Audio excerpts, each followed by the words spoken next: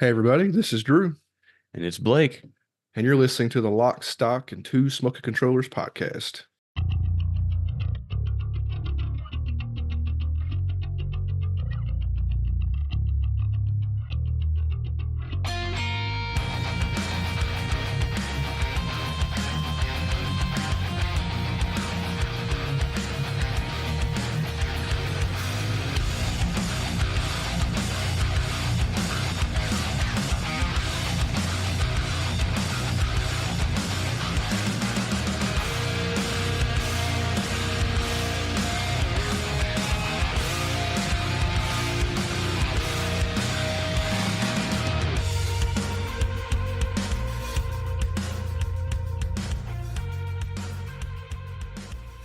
Hey everybody. If you've been, if you pay attention to our numbers, we're on episode 110.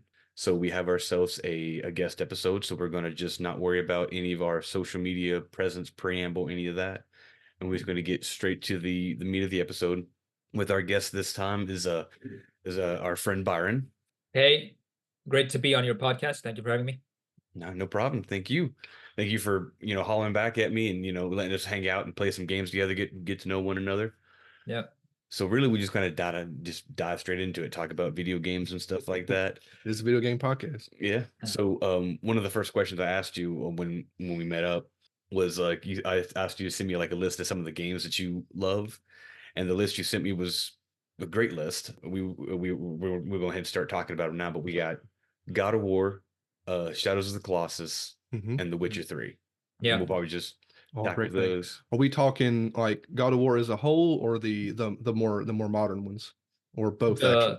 Yeah, I think the more recent God of War, which Yeah. came out in 2019, I believe. Well, yeah, 2019. Did you play the old ones, or did you just skip straight to the new ones? Yeah. I did. I played all of them. I haven't played the ones on like PSP. Oh, we did Oh too. yeah, what Chains of Olympus and Yeah, Chains Ghost of of Olympus. Sparta? Ironically, our history with God of War, we played everything except for God of War 3. Somehow we Okay. were playing through the franchise, and we played. We got the PlayStation. Was it PlayStation 3, the PlayStation HD 3 collection. disc that had all the PSP games on it. So we played all of those, but everything else. And then we kind of forgot about it, like forgot about the franchise for a while, and then the new one come out. And we played that, and we're like, it picks up, right after everything, and we're just like, oh yeah, we kind of forgot. We even played Ascension. Yeah, we played the game that came after. We played Ascension. We Okay. just missed And we 3. just somehow missed 3, but I don't Right. know. It was weird, but it kind of it's easy to jump into. I think it kind of Oh yeah. carries you on into it. And Yeah. have you beaten or played Ragnarok yet or beaten it? I don't have a PlayStation 5 yet, so I'm Oh, waiting for that to come on PC actually. Oh, PC. Hoping Yeah, it you comes soon. Yeah, it shouldn't be too. It's been up. I guess maybe after this, they did the last. What was that update called? Oh, the Valhalla. Valhalla update. Maybe they'll start Yeah. focusing on the PC release because the first one came to PC, didn't it? It did. Yeah. Yeah, it did. I don't know what always takes them. Oh, because it's Sony. That's why Sony's Yeah, Sony's never in a hurry for No. PC releases. Well, because when you do Xbox, it's basically a computer anyway. Microsoft, it's Really, a geared towards- PlayStation's basically a computer too. Sony's just uppity about it. Yeah. Well, speaking of PC, I'll go ahead and ask this question. I'm guessing between console PC, you're part of the elite race of the PC players. Well, I was always like a console guy for the longest time, but I always was interested in like the performance difference between PCs and consoles because these guys with RTX cards are always flexing, right? Always. So yeah, I decided I'll get myself a gaming PC and yeah, the performance and all of the extra graphical bells and whistles, it really makes a difference. So It is. yeah, It is it's that PC much of all a the way. dip. It is that much of a difference. I never really seen the stuff side by. I mean, I've been a console gamer my whole life, but I never really seen the. I haven't played enough PC things to. Anything I played on PC was like an old game that I couldn't find on a console. Yeah, That would emulate. Like I played like I got Okay. if you know like the Ys franchise, the action RPGs. If you heard of No. Ys, the Japanese game, but the first Okay. one, I was able to get the first ones on 1 and 2 are really old. They're like you got to get them on like God, I don't know, Super Nintendo or something way back in the day, but you can't find them now. But like they had them on Steam, and I was like, oh, cool, I want to play the old game. So that's me. PC gaming is playing really old games on a Steam account. You can't get anywhere I see. else. But that's not gonna Right. that's not gonna flex the power. I mean, not that I don't have a gaming laptop, but that's you don't go to a Super Nintendo game to flex the PC strength of a video game. I Right, imagine right. they'll be on PC. It's a little harder to keep up to date because the second you buy that new graphics card and walk out the Well, the new door, GTX or they already got the newest model hitting the shelf that's replacing the one you just bought. So you're like, Yeah. I've Yeah, seen. and they're really expensive too. So Oh yeah, they're like it's what? Probably expensive. Yeah. like what? $400, $800 for like a good one. Yeah, I don't know. It was $800 for like the high-end cards a few years ago, and now you're paying like 1,200, 1,400. So Is that what Scout? I know they had a Scalpers, they had the dude. scalper issue just like the PlayStation, Xbox had. They scalped the cards too. Ridiculous. People just get a job. They make tons of money doing it. People got money to spend, and I'm just like, ugh.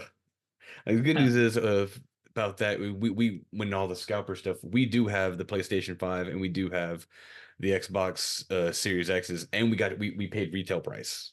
Yeah, Like, I just waited. I'm we were patient. just patient, but it took us like a year and a half to get them. Oh yeah. Yeah. You have to be patient with that stuff. I know there are like when I was trying to get my graphics card, it was the same exact issue with scalping. But there's this company called EVGA, which I don't know why more companies didn't do this. They basically created like a wait list so that you would sign up on their website. You put in your email address, and they would put you on a wait list. And as soon as they had availability, they would shoot you an email saying you can buy now. Yeah, and you I think did it like time stamp them so for when you signed up, so you got given yours in order. Why is that so difficult for anybody else to yeah, do? I wish more companies did that. Like Sony could do that, with PlayStation. But All these $1 million companies can set up a wait list. They don't care. Yeah, well, obviously they don't care because they're selling them regardless. They don't care if scalpers buy That's them. the messed up thing. They don't That's what I care. hate when Exactly. Sony was bragging around. We're not gonna do the whole bitch about game companies the whole time, but like I was annoyed when Sony was bragging about how hot the PlayStation 5 was, and I was like, when you're bragging, none of your fans have one. Like you saw the pictures online of scalpers in a room just like stacked with like 50 of them. I'm like, nobody's playing the dang thing. Yeah, Stop that's bragging true. about your sales now. Come on, do something to help the ones that want to play it out with. It's just crazy. Xbox was never bragging about. Of course, they didn't never sell enough, but they were never bragging either. No, like I said, we'll go back to God of War talk. Right. It's okay to go on these tangents and stuff. Yeah. Do you because we're not as bad as we used to be, but when it comes to like achievements and trophies and getting the platinum and stuff like that, do you pursue that at all? Do you trophy hunter or achievement hunter? No, I've never really cared that much about trophies, honestly. Nobody does. Yeah. I'll just play the game, and if I at the end I will always go back and try to see like, okay, what did I actually get? And it's interesting usually to see like what percentage of other players got this trophy that you got. That's really interesting, but I never tried to like hunt for it. We've talked about a couple of times on this on our podcast in general. Would you look at the trophy percentages for the original Last of Us on PlayStation 3 when you looked at the trophies, that the trophy for beating the game was like less than 10%. And that was like a Oh, wow. really, really popular game. And I'm like, is nobody beating this game? Like, what is happening? Why is the trophy for beating it? And that was like beating it on easy was like at the time back then on the PS3 was less than 10% of people. And I was like, this is weird. People just don't beat game. Even now, the games we play, because trophies still have that. And obviously the Xbox has it too. There's just so many games when you like beat a game these days and you see the percentages are just so low. Yeah, it's crazy. That blows my mind because you'll go through and you'll see like, oh, 90 people beat chapter 1 of this game. 90%. But then like chapter 2 is like 80%. Then chapter 3 is like 50. And then like people who actually played all the way to the end is literally like 20% or less. And it's just because so many people are just like, oh, this game, they play the new hotness, and then they just jump to the next new hotness. They turn it on just to talk about it. It's like, nope, people don't really beat video games anymore, and it's kind of sad. And that's even Is a that thing. What was that? Sorry, I was going to ask, do you think that's something that's happened more now, or has it always been that way? I think it's a mix, but I think it's happening more nowadays. I think it's the internet stuff. People want to talk about, they want to play enough of it so they can talk about it on the internet. Uh-huh. And then why, and then when the world moves on to the next game, why would they keep playing that? Because they got to go play the next new game so they could talk about it on the internet. And they just keep Right. jumping from game to game. There's a lot of people that do that. We play whatever we feel like playing. We rarely ever play anything. Rarely play anything. Like right now, we're playing Final Fantasy VII Rebirth. That's because we grew up with Final Fantasy VII, so we had to play the new Final Fantasy VII. But other than that, we don't hardly play anything new. We just Yeah. kind of when it rolled, we kind of We wait for like a year or two later to buy it for Yeah, we half got off with Game of the Year edition. we got Ragnarok for like God of War Ragnarok for like $10. So it's like, okay, I guess it's time to play Ragnarok now. Mhm. I think that's a good approach considering like the state that games launch in these days. Oh yeah. They're in really, really bad shape, like right at launch. Okay. So Well, speaking of game development and stuff like that, I've noticed too, and we've heard in other podcasts, and I think there's a book that do like the pixels and whatever. What's that guy's name? Now you're I can't think of his Blood, name. Blood, Sweat, and Pixels or something. I know You know the the book book? you're talking about. Yeah. Yeah. Yeah, but he's talked about like some of like just the horrible things when it comes to gaming development and stuff like that, and how the people will focus so much on like the first 10% of a game and make that amazing. The vertical slice, they Yeah, call it. yeah, vertical slice. Do you know the term? Yeah. They make this really great hour of something, and then Yeah. everything else. It's like people like the last Because one people was only play for a probably little bit like of time and then jump to the new hotness. So well, that was like the Avengers, the opening level of the event. We never played the game, Yeah, of never course, got but it. everybody talked about the opening level of the Avengers game was that bridge sequence, and then the rest of the game is nothing like that because that's the vertical slice they used to sell that game. Mhm. Right. Well, Right. there's also we've in the same thing, blood, sweat, and pixels and stuff like that, where companies will spend millions of dollars on to create something for like the Comic Cons and the E3s, but it has nothing to do with the game. It's just to show it off, and then they made people waste time on that just to get people hyped for the game, but it doesn't mean anything because a lot of times that footage never even actually makes it to the game Mm-hmm. Yeah. and stuff like that. That that's a very good book for anyone who's like a fan of gaming. And like just linking it to God of War, there is a section of that book, one chapter, which is actually on God of War, 2019. And it's basically exactly what you were saying. When they had started development on that game, they had made that opening sequence which was in the trailer, where you're like hunting a deer with your son. And that entire section is maybe like, I don't know, 10, 15 minutes of gameplay, maybe at the most. Yeah. But it ended up taking them like maybe I think 2 years or something, just developing up to that point. And so they were having like a crisis that it took us 2 years just to develop this. Like, how are we gonna make the rest of the game, on par with just this section? So you guys are totally right. It takes a lot of money just to like develop this vertical slice that you're talking about. Yeah, that's what they're saying. I mean, I don't want to turn this into the video games or into the failing podcast, but this year's been it's been a bad, all the layoffs and stuff, and I think it's because they've put now they've put so much money into it. I think a lot of it was the over hiring during COVID and stuff like that, and over budgeting on games. All these the giant games aren't selling like they used to. They spent too much money. So and you see little tiny games come out and like blow everybody away, and then they're like, why can't we do that? And then well, because also nowadays everyone's so focused on like, what's the word I'm looking for? Other than, I don't know if you're a big fan of his or not, but maybe you will be. But other than Hideo Kojima, everyone else is just following. No one's trying to set new paths. They want to retread what's already been tread and then just beat it to the ground because like, ooh, that sells, let's do that. Ooh, that sells, let's do that.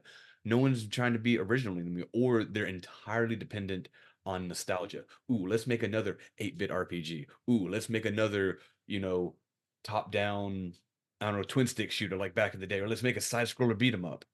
All this stuff. No one's really trying to make new things. Yeah, except for Hideo.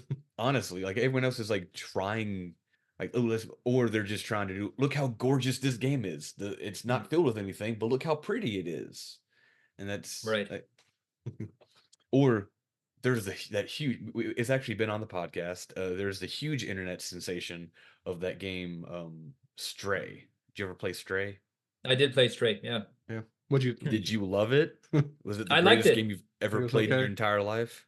It was like a small independent studio that made it. And it was very different from like any game I've ever played. You know, you're playing as a so. cat in this cyberpunk world. But do I you liked think it. Yeah, Yeah. it's, a lot of people. I mean, it was a lot of people loved it, but we had our conversation on the podcast. That game would have been nowhere near as popular if you didn't play as a cat. Yeah. That's true. That Yeah. game, if you played as a human, or even if you played as the little robot that's with him, B12, whatever his name if you was. played as a robot in that game would have Yeah. never even made headlines. It's so Yeah. strange how the world obsesses over. Well, the fact that they try to be like Game of the Year and put it next to Elden Ring and Yeah. God of War Yeah, Ragnarok, you're like, Theon Stray next to Elden Ring and Ragnarok. You'd be kidding me. come on, guys. That's just them Yeah. trying to be controversial and silly stuff like that. Yeah.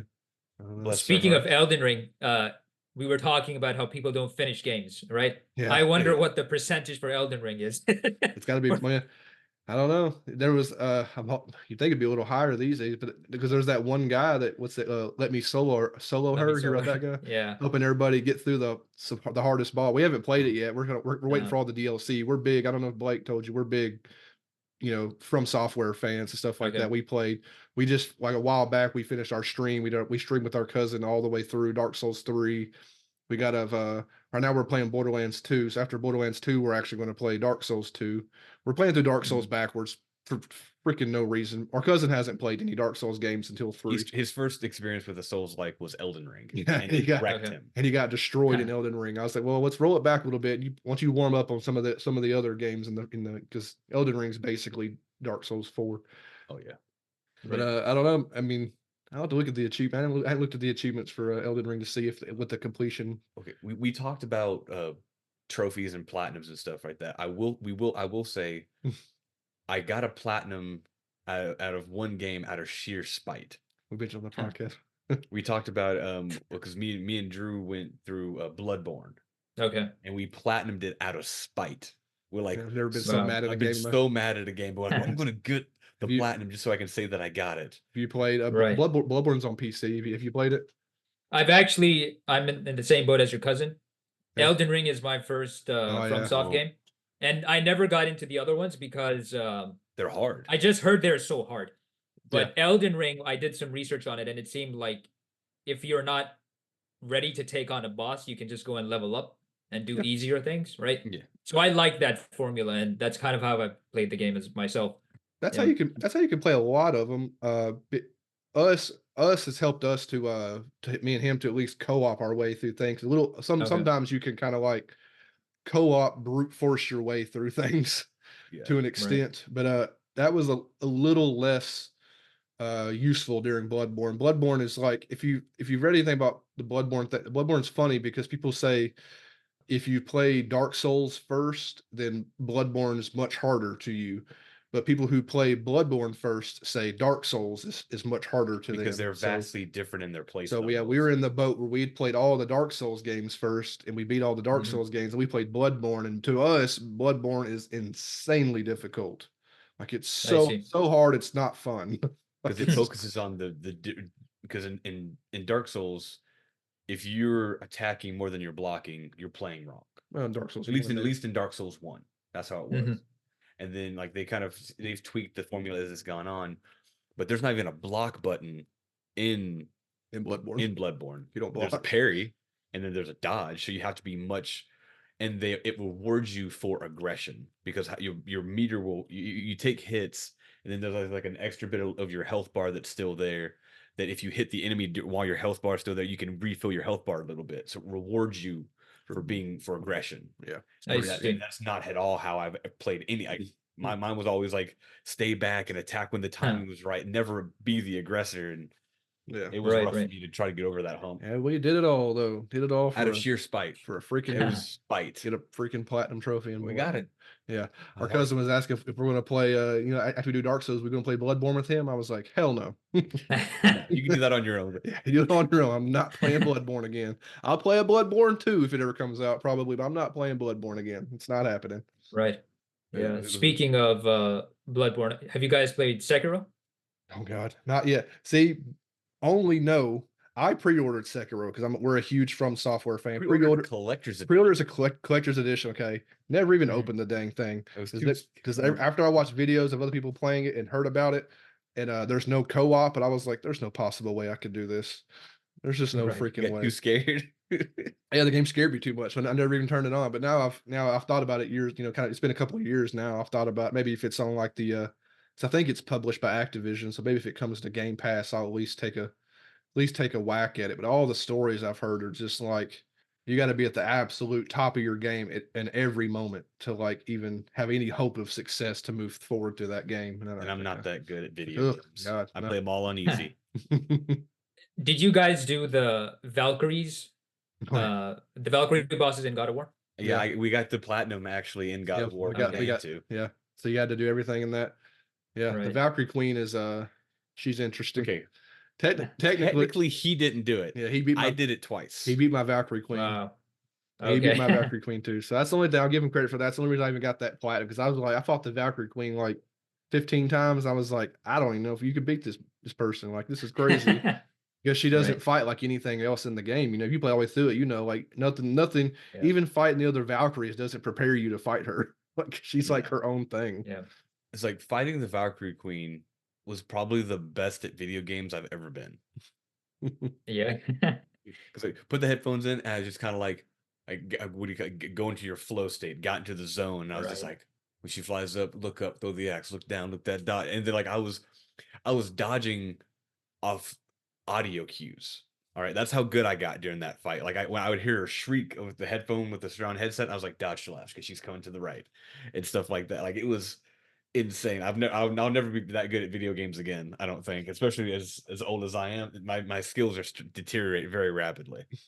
I see. Yeah. Did you manage to beat her? Did you? I did, yeah. And I'm playing Elden Ring right now, and I'm constantly reminded of like the Valkyrie boss fights because I think God of War definitely took inspiration from like the FromSoft formula Oh, for sure. those Yeah, bosses. 100%. Yeah. Yeah.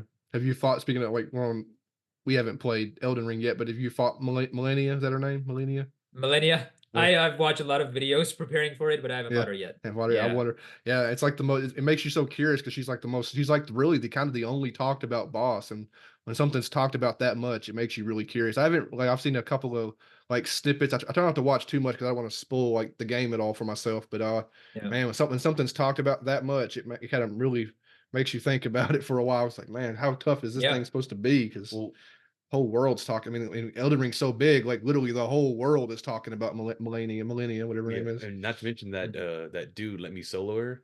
Yeah. He did a thing where he did a mod of the game, but every enemy was Millennia. Millennia. Oh, really? And it wasn't just all the bosses; it was every single enemy was her, and he made it through the What's game. crazy about him is he'll probably never be that good at anything ever again. It's like he found this weird spot in his brain where he could just like really whoop this one boss, and he probably can't do nothing else. It happens to me. He got anointed. They sent him like they said sword they sent and him a sword, a special custom thing and all that stuff. FromSoft sent him that? Yeah. Oh, you wow. hear about that? Google that. Yeah, they sent him a like a replica sword and had some sort of something. I don't know if it was engraved or it had like a letter to him or something. Whatever. I think you're called the branded or the brandish or something like that. Whatever you're called in the game. But yeah, they sent him a letter and engraved on the blade that says like "May your light burn forever," branded or something. or whatever the term is. Yeah, you can look it up. Yeah, it was pretty cool. That's cool. Yeah. He helped thousands of people like beat that boss. I wonder if he's still playing now. He might be. You never know. Yeah, they could make him like an NPC in some later on game. That would be an honor. He almost might be one in the DLC. You never know. Yeah, that'd be pretty cool.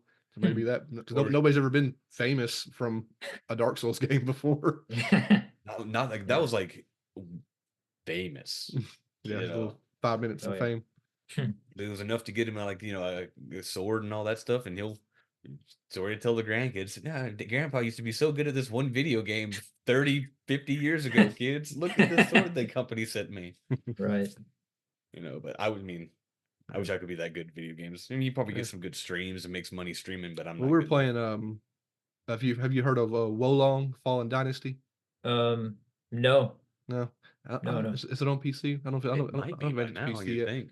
It's a Souls like, not obviously a Souls game, but it's pretty tough too. We just finished the that whole main game for that too. We played through that with our cousin as well. It has like I wonder if it was like prepping us in any way for Sekiro, because like that game focuses really heavily on a parry. There's a parry mechanic in Wolong that pretty much you can parry.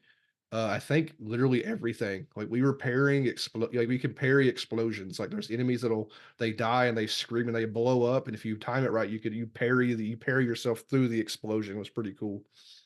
Oh yeah, the Okay. good news is it's on Steam and stuff. I just Steam checked. PC. Boy, we'll Yeah, it's launch on Steam. worth looking into. It was a pretty cool. How do you spell Impossible. that? WO space LONG. Is there Okay. Hold on. Because Okay. it's from Tecmo Koei, the people who make Dynasty Warriors, but Okay. it's their version of a Souls-like, but they still use the Dynasty Warriors story. Like you Got fight, it.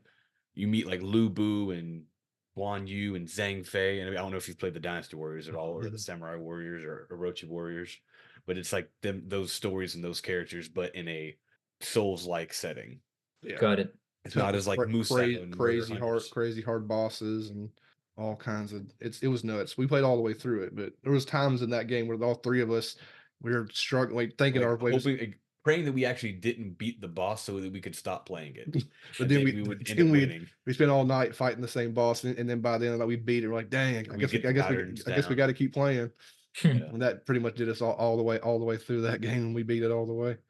We didn't do the DLC though, because I was kind of wore out by the end. That game was kind of exhausting, but it was cool. It's one of the better. We've played a lot of Souls likes actually. Most of which are bad. They're starting to get better now a little bit. Right. Okay, we're talking about all these different genres and stuff, and I'm based off your favorite games you told me. I'm guessing your favorite genre is like the third person action adventure, or do you like what's your favorite genre? Is that it, or do you have something else you prefer?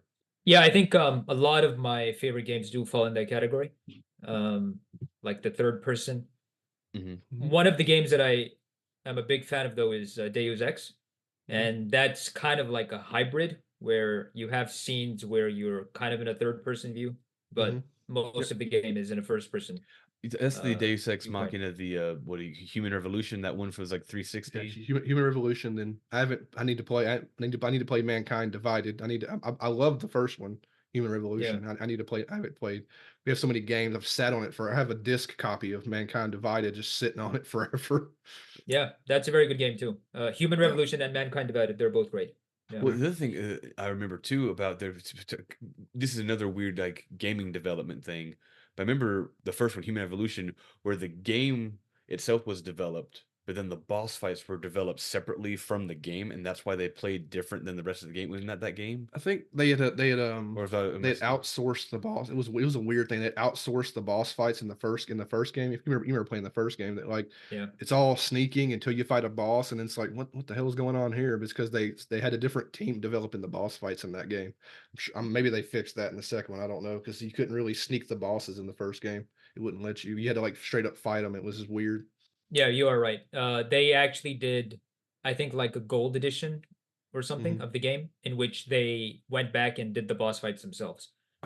See, I played it when it first. I played like that's one of the games I was excited about that one way back in the day. So I played it like right away. I played straight through the vanilla version or whatever it was. Yeah. Those boss fights were hard because I was like, I like sneaking games. So I was like sneaking. All my skills were in the sneak, and you fight a boss that you got to shoot in the face. It's just a whole different ball game. Like take my silent pistol. Yeah, that's how it works. Yeah. Okay. Well, I think most people actually did play the vanilla version, and I did too. Yeah. I just heard later on that they had done another version of the game in which they fixed that. Oh, that'd be pretty cool. Be worth checking out eventually. Well, I should just play the new one. Surely they made the new one just as good, if not better.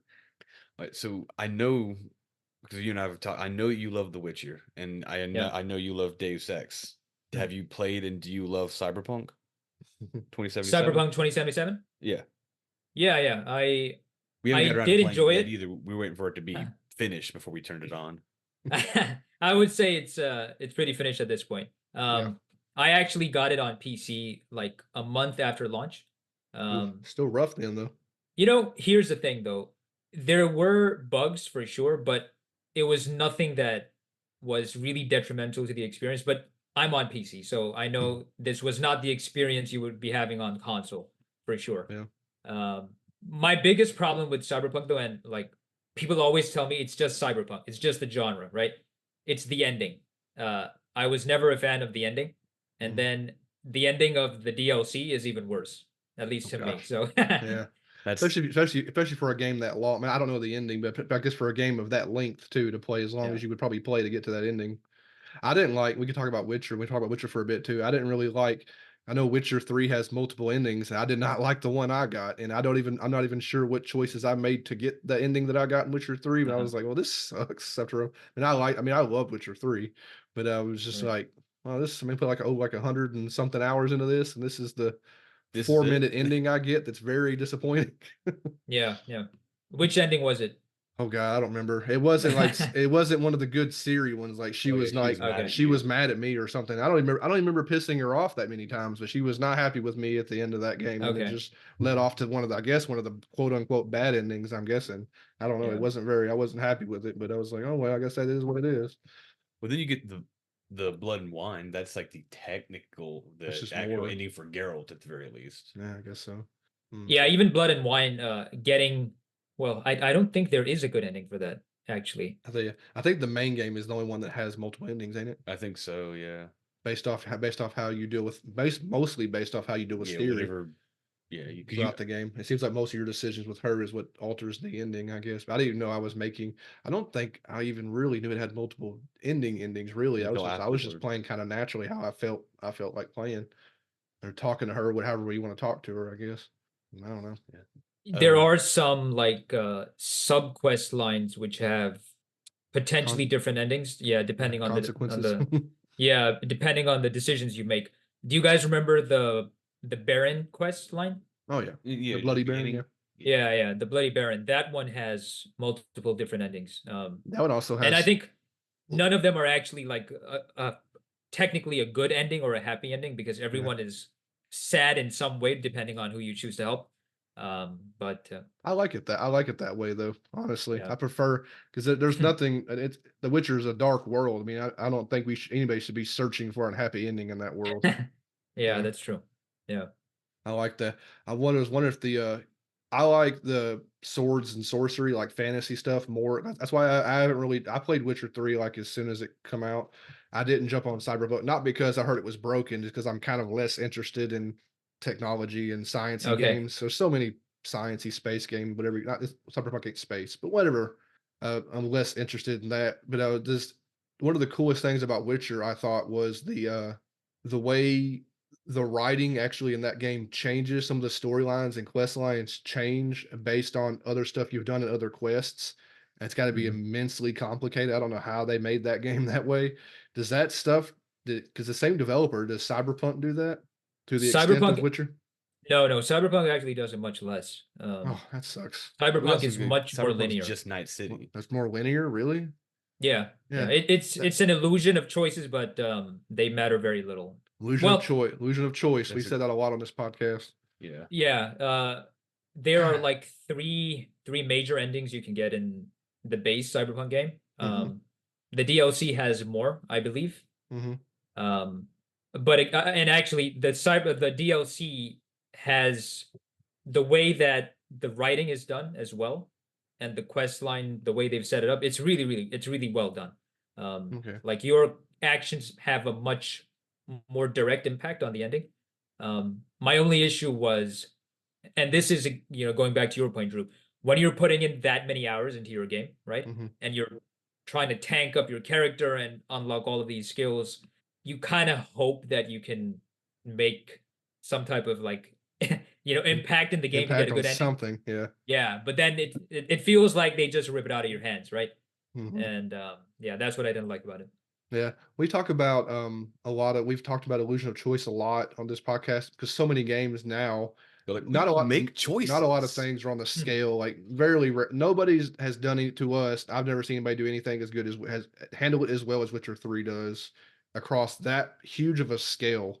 I don't know what it takes to make a game like Witcher 3. Um, but so many other games, like you just have dialogue choices don't mean anything. We played a game recently.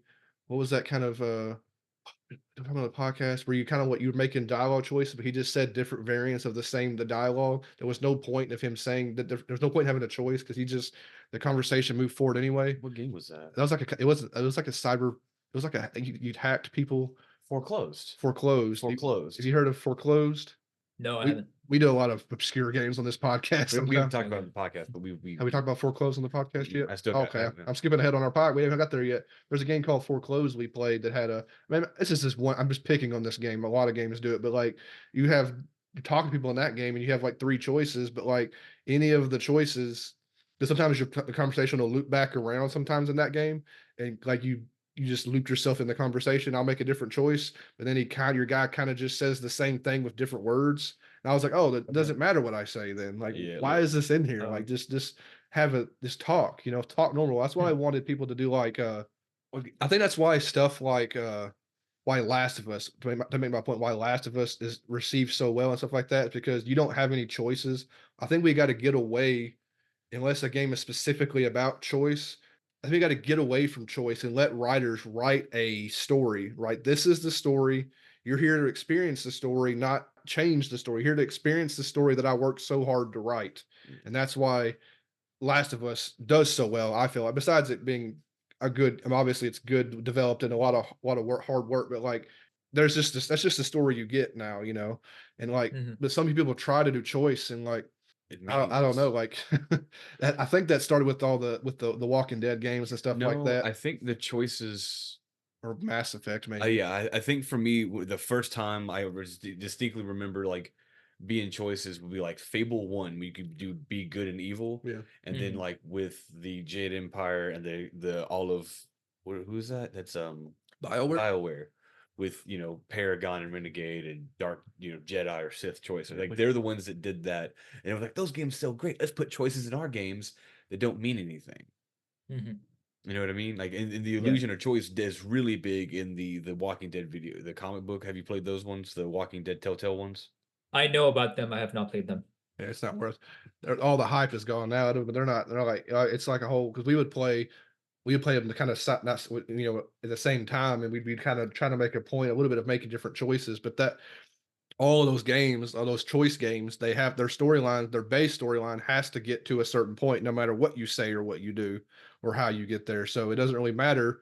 Anything you're doing doesn't matter because the game's going the same path anyway. Even like little quote unquote, you can kill a certain character and another character lives. Well, those characters don't have any point in the main thing anyway. So it doesn't actually matter which one of them dies, because whoever's alive isn't going to change anything in the next part of the game anyway. And that's just how they write it. And and it's like, this is just like, it's so boring, like making these choices that just don't go anywhere. I do distinctly remember in that there's a character that you hated. I don't know if you're ever going to play him or not, but there's a character named Kenny, and you hated that character. You went out of your way to like, you had a chance to like save him. He's like a zombie's like walking at him, and you're like, you can shoot the zombie, or you could just not shoot, and you chose to not shoot, and you're like, oh yeah, this dude's gonna get ate by a zombie. I'm so excited. I hate this guy.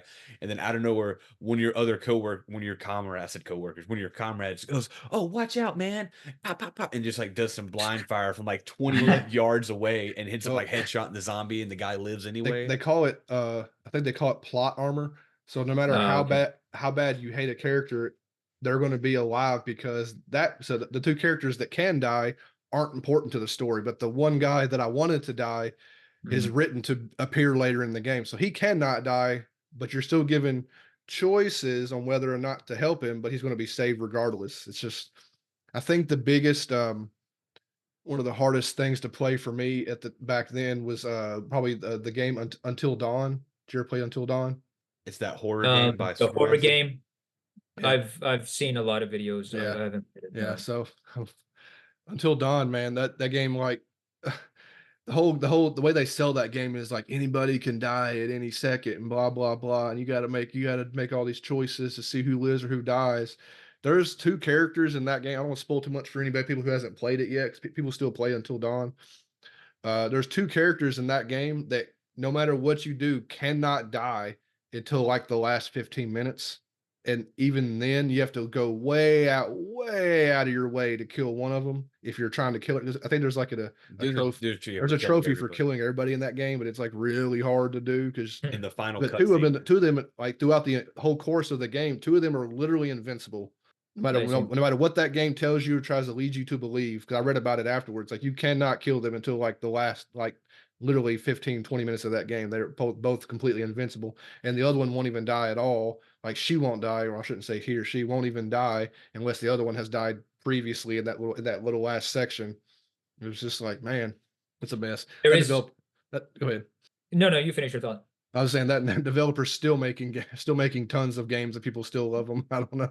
Yeah, there's another game very similar to Until Dawn. It's called the Dark Pictures Anthology. That's the same Man of Same Medan. developers. Same Oh, developer. it's the same. Oh, okay, It's the yeah. same I developers, really yeah. I really disliked that game. Did you I play? think for the same reasons Which one? you were mentioning. So the Man of Dark. Medan.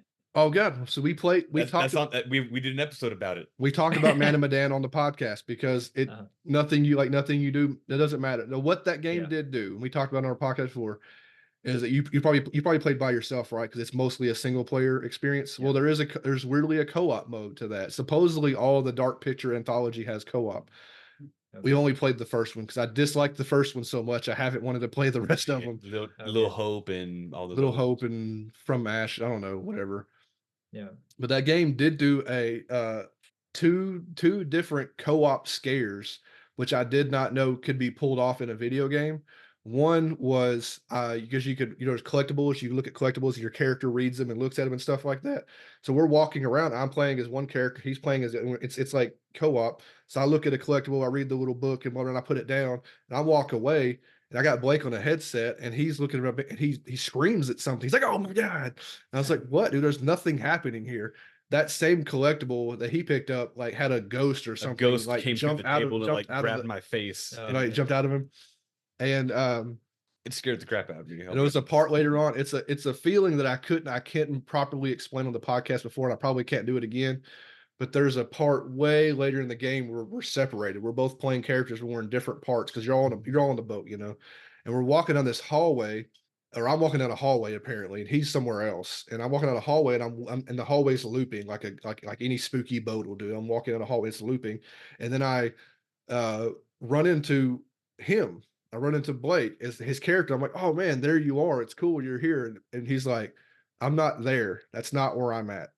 And it wasn't him. It was like a ghost of whatever the hell was happening in that game. Okay. That shit literally gave me chills from that whole freaking game. But other than that, the writing and the characters and everything else about that game was dog shit. And I hated it. But those two moments, one that scare for him was literally the first 5 minutes, and then that little trick on, and that only works in co-op because that wouldn't have scared me if I. Because he just like walks, it just kind of walks. The character walks in front of me and like goes through a door and disappears. So that's not really scary single player. What scared me was Blake telling me that he wasn't there. That's how that scare worked. Wouldn't work any other way. You probably did the same moment and it had no effect on you, I imagine. Right. Another thing that we didn't get to experience the full game because in co-op, everyone's on the boat and you. At the very end, you get off the boat as a co-op. It's the ending, and then it just jumps to the credits. Because there's a part where the character, well, I know the actor's name, Sean Ashmore or Aaron Ashmore. He's the guy who's like the brother that's on the boat, and he just flies off, on the speedboat early in the game. If you're playing solo, he comes back to the boat, and you get to play as him, but he's by himself, and so co-op doesn't work for him. So co-op, we never got to see his story. We got him left. Yeah, it's dumb. Got it. It wasn't until later that I found out that there's a whole extra part with him. Right. Oh yeah, that was a mess. I mean, that's funny. You brought that game up because that's the same developers Until Dawn. Their newer game right now, The Quarry, just hit Game Pass. Yeah, we might. I'll probably play it. I play all kinds of things that I hate over and over again. We try anything. Honestly, we try almost anything just to try to be surprised. Yeah. The only thing we don't play, we don't do sports games, really. No racing, really. Sports or racing. Same here. I don't either. I'm not the biggest fan of them. Yeah, you were mentioning this illusion of choice in games. I think for me, the game that does it really well, choices, is Deus Ex. Both Mankind Divided and Human Revolution. Okay. They have like a lot of these, a lot of the like submissions are really, really well written. I would say I consider Witcher 3 like one of the best written games. And to me, there are a lot of parts of Deus Ex which are even better than Witcher 3, in my opinion. the writing is so good, and the choices you get to make have like such a big impact. And they're often really, really tough choices. Like you got to save this person or that person, and you kind of have to decide who you end up feeling for more, basically, because both characters, like in a situation, could be worth saving, right? Mhm. So it really like questions your morals and it makes you think before you make a choice. So There's yeah, have you played any of the like Life is Strange games? I've seen the videos on YouTube of people Yeah. playing them. You Yeah. seen anything about, because we talked about, there's a moment I don't want to say too much about it, but there's a moment in the newest one, True Colors. And we've talked about it on the podcast a little bit. You talked about like a choice that kind of hangs you up. The problem with that is like the Life is Strange has to go like it's like written like it has to go a certain way anyway. So you're kind of stuck on what happens. But there's a your character in Life is Strange, the True Colors, she has the ability to pull emotions out of people. She can like Okay. absorb that emotion into herself to take their pain away. And then there's a moment in the game where there's a woman who is so mad at a I don't want to say it because I don't want to You spoil might it, if you we don't want to spoil but it. she's so mad at a Something. particular like she's crushingly mad at a particular person, and the game like is a huge build up to why like somebody dies because of somebody and she's mad at the person who caused the death. I'll be vague. She's so mad at the person who is realistically the cause of the death, and the game is like giving you the choice to let her live with this pain or pull this pain out of her yourself. And I like sat there. That's the only time in a game for a long time I've ever sat there and just like, because the game just stops and like lets you sit here on this There's not a choice. timer or anything. It Like let you this just sit choice there and or like this kind of think what to choice. do. And I thought about it for a while. And I look afterwards. I don't remember. I don't remember what I did at this one. I think I pulled. I think most people probably pull it out. I'm guessing. I don't remember what I freaking did. It's been months and months since I played it, but I thought that was going to be what sucks about it, of course, because of how the game plays out. Because the overall story of the main character, that person isn't important enough to impact her entire story. So that choice you make with her, though big in the scheme of things, you would think it doesn't matter which side you choose. But I love that kind of. That was like the only time I could ever think of recently where I had to like stop Was and be stumped like, by it, yeah. like I like paused and like had to walk around for a minute. I went and talked to him because I don't think you had done it yet, and I was just like, man, this is crazy. I wish it meant more. I wish the game would change Mhm. based off because even the way the game explains her ability to pull this emotion, it sounded like she would be pulling out all feeling of this event, and I was like, that's a lot. That's a lot to think about, but the game doesn't It- commit to it enough. Yeah. So I would Understood. like, if you're going to do choices, I would like games to commit to the choices. Mhm. And It I don't also think I don't think we've gotten there yet. Like we say Witcher, and I need to play Mankind Divided, but maybe like Witcher does commit to like bad things happening. Like it will, like when this bad thing happens, like that, I mean, it happened now. You got to deal with like everybody else who's mad at you later Mhm. because this bad. I mean, everybody's mad at. So, Yeah. some folks are happy to see Geralt, but a lot of folks are very unhappy to see Geralt come up. So, but you Yeah. got like it commits to like the bad things. Even Witcher sometimes has like well, because there's no really I think good because or the bad. scale is so big. Witcher's very gray. It's Witcher is just I like gray, gray, but shades of gray, Yeah. which I yeah, think is good. you took the best of a bad situation. Even Witcher sometimes like runs off until like, and you like some things you'd be surprised about how many things lead somewhere. I think you're so surprised about how many things that do lead somewhere that you forget about the ones that don't. There's like little quest lines that like don't like there's that one with that god demon thing in the tree that doesn't go anywhere. Like that, remember that thing? It's like imprisoned in that tree. That little, it's like a god of some sort. That Okay. horse god. Yes. You remember that Yes. thing? Yeah. You you could kill it or release it or do whatever you can do to it. Um, I think I remember letting it out, and I thought something bad. I was like, I want to see what bad happens later. But like, you let it out, I think it just goes on its merry way and like goes off to go whatever demon gods do somewhere else. That's something I kind of got left hanging on in Witcher 3. That's like a weird moment I picked out, but like, but more of that. I say a lot more of that pays off. I'm getting away on a Yeah, tangent it here, but happens. I just want choice games. I think they need to commit instead of like being so worried illusions. about giving you multiple choices that, you know, I don't know, like pick 2 or pick 3 and like have it like dramatically. Well, even Witcher 2, that choice you're made that puts you on different sides of that war. You remember Witcher 2, Yeah. you're Yeah. on one side of that battlefield and you're on the other side of that battlefield and you play 2 different games. Yep. Yeah. That middle chapter is like 2 different games of Witcher 2. I did I know like Witcher that. 3 was too big to do anything like that. They had to make, you know, they had Yeah. to make Witcher 3 way different than 2. But like, I don't know. I think I know it's got to be too, because Witcher 3 is not really that big of a Witcher 2 is not that big of a game, so they can kind Mhm. of they can have the budget, I guess, to design 2 different sides of a game. Just because no way Witcher 3 could have done anything to that Yeah, I scale. liked playing through both sides of that and getting to you're like, oh, like one side you just slay a dragon. You're like, oh, Geralt killed a dragon, woot woot. But then you join this team that has the dragon. You find out the dragon's whole backstory and that she Yeah. was like a cursed hero and all this stuff. And you're like, oh no, I just killed her for no reason in the other version. That's awful. Yeah. Okay, we're in the Witcher territory, so I'm just going to talk about some Witcher stuff because Sure. we're here. Yeah. We're going to enjoy it. One of my favorite like side quest sub stories Mhm. was the cursed werewolf Morkvarg. Do either of y'all Okay. remember him? I Uh-huh. remember a werewolf. I remember a werewolf story. There's a lot of stories in Witcher 3. Oh, he was the werewolf that got cursed for like raping and killing a bunch of nuns. God. Yeah. And so they raped him to that he would be hungry forever and never be able to sate his I hunger. remember the hungry werewolf guy, yeah. And so literally Mhm. everything when he tried to eat literally turned to ash in his mouth.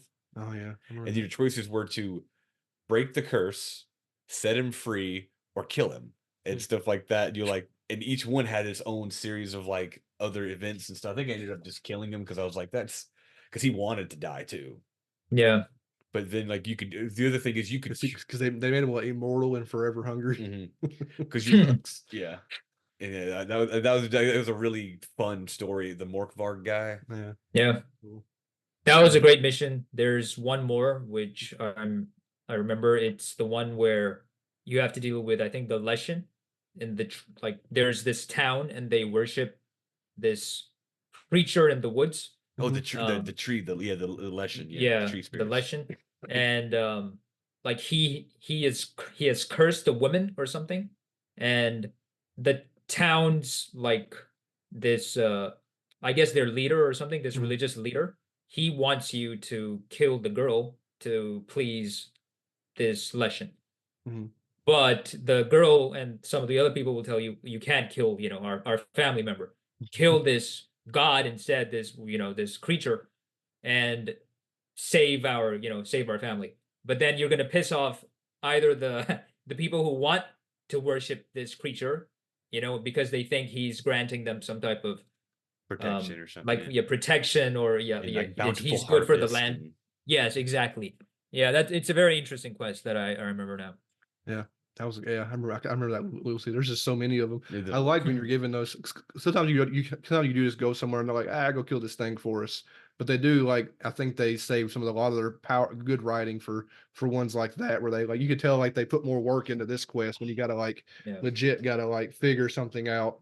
It wasn't just like follow a monster's, drink a potion, follow this monster's footsteps, and stab it a couple of times. They had those quests, of course, but like they really, get to some really strong ones in there too. I remember Yeah. one where you come across a massacred village and there's a single lady survivor.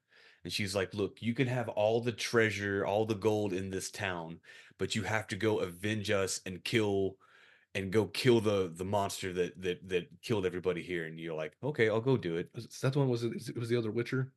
I think so. Was it the other Witcher you ran And into? then once you take care, once you resolve it, and you're like, okay, I'm gonna go turn my quest into the person. You get back, and the lady's been murdered by bandits. And you have to kill the bandits, and then you get to sack the whole town anyway. And you was like, that is so messed up. There's no happy endings in Witcher. There's never don't go looking for a happy ending. What was that one where you ran into the other Witcher? Well, that was the one who was being he was like bitten by a vampire, and that dude was performing experiments on him, and he was like starving him and talking about the resilience of a Witcher, and he's like, let me combine a Witcher with a vampire blood, and you had to kill that. I think it was something like it was like his black blood. There's a lot of them sub stories that will make that are phenomenal, but I say they're phenomenal, but I can't remember them. Well, because there's so There's so many of them. Yeah. But I think here's a good connection point between two games we've talked about already, God of War and Witcher. Is in Witcher you have the Crones, remember them? And in God of War, oh, you haven't played Ragnarok yet, so I don't want to ruin Yeah, that part for you. don't Okay. go into Ragnarok territory. It's the Fates. That's in The Fates. Ragnarok, That's isn't in it? Ragnarok. Okay. Yeah. Okay, so never mind. Don't spoil that. Don't Well, worry about that. let's stick in Witcher. Do you watch the TV show? No, I You did watch not the watch show? it. Yeah. I've read the books, and the Yeah. trailer just it turned me off. It did not seem like they were trying to stay true to either the books or the game. So What's weird is that it's not following the games at all. yeah. I think it would be trying. You think it'd be trying more for the books, and I think that's kind of where the show was torn a bit up because the show's a mess right now. It's in between actors and crap. Because Henry Cavill, the guy who plays Geralt, is Yeah. really he's a big fan. He read all the books and all the stuff too, so he wanted to make the show about the books and stuff like that. God, I haven't. We read the books forever. We read ago. like some of the. I don't think we actually read a full blown book. We read a book of the short stories. It was like The Last Wish, The Blood Elf. All of it is kind of like a collection of. But I think we like, just read the short stories I because think his books are pretty much collections of short stories. I thought.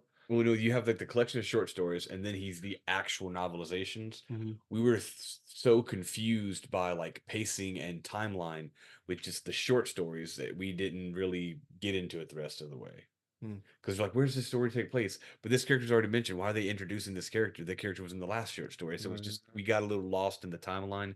Plus, there's also the translation from Polish to English to whatever. So there was also some like cultural differentiation in like the jokes and the writing. We weren't super sold on it, but we liked it enough because we played the games prior. Well, We tried to go back and we played Witcher. We played Witcher 2, and then we tried to go back and what's his name? Andrei Sarkovsky, something like that. Yeah. But that dude got hear how much he got screwed on money for that franchise. I did hear about it. Yeah, Yeah, and he was complaining about it. Yeah, well, I think he ended up CD Projekt might have gave him more money eventually because like he didn't even want more money until Witcher 3. I think Witcher 3 was such a success. He's like, wait a minute, I want a bigger piece of this. Yeah, it was like was reading the reaction. 20 grand or something. Yeah, I was reading the reaction on like Reddit to him complaining, and people were saying like you should have just made a better deal. Yeah, should have valued your own work a little more. Yeah, because there's another writer who wrote the Metro books, and that the games are based on that. And the games are excellent.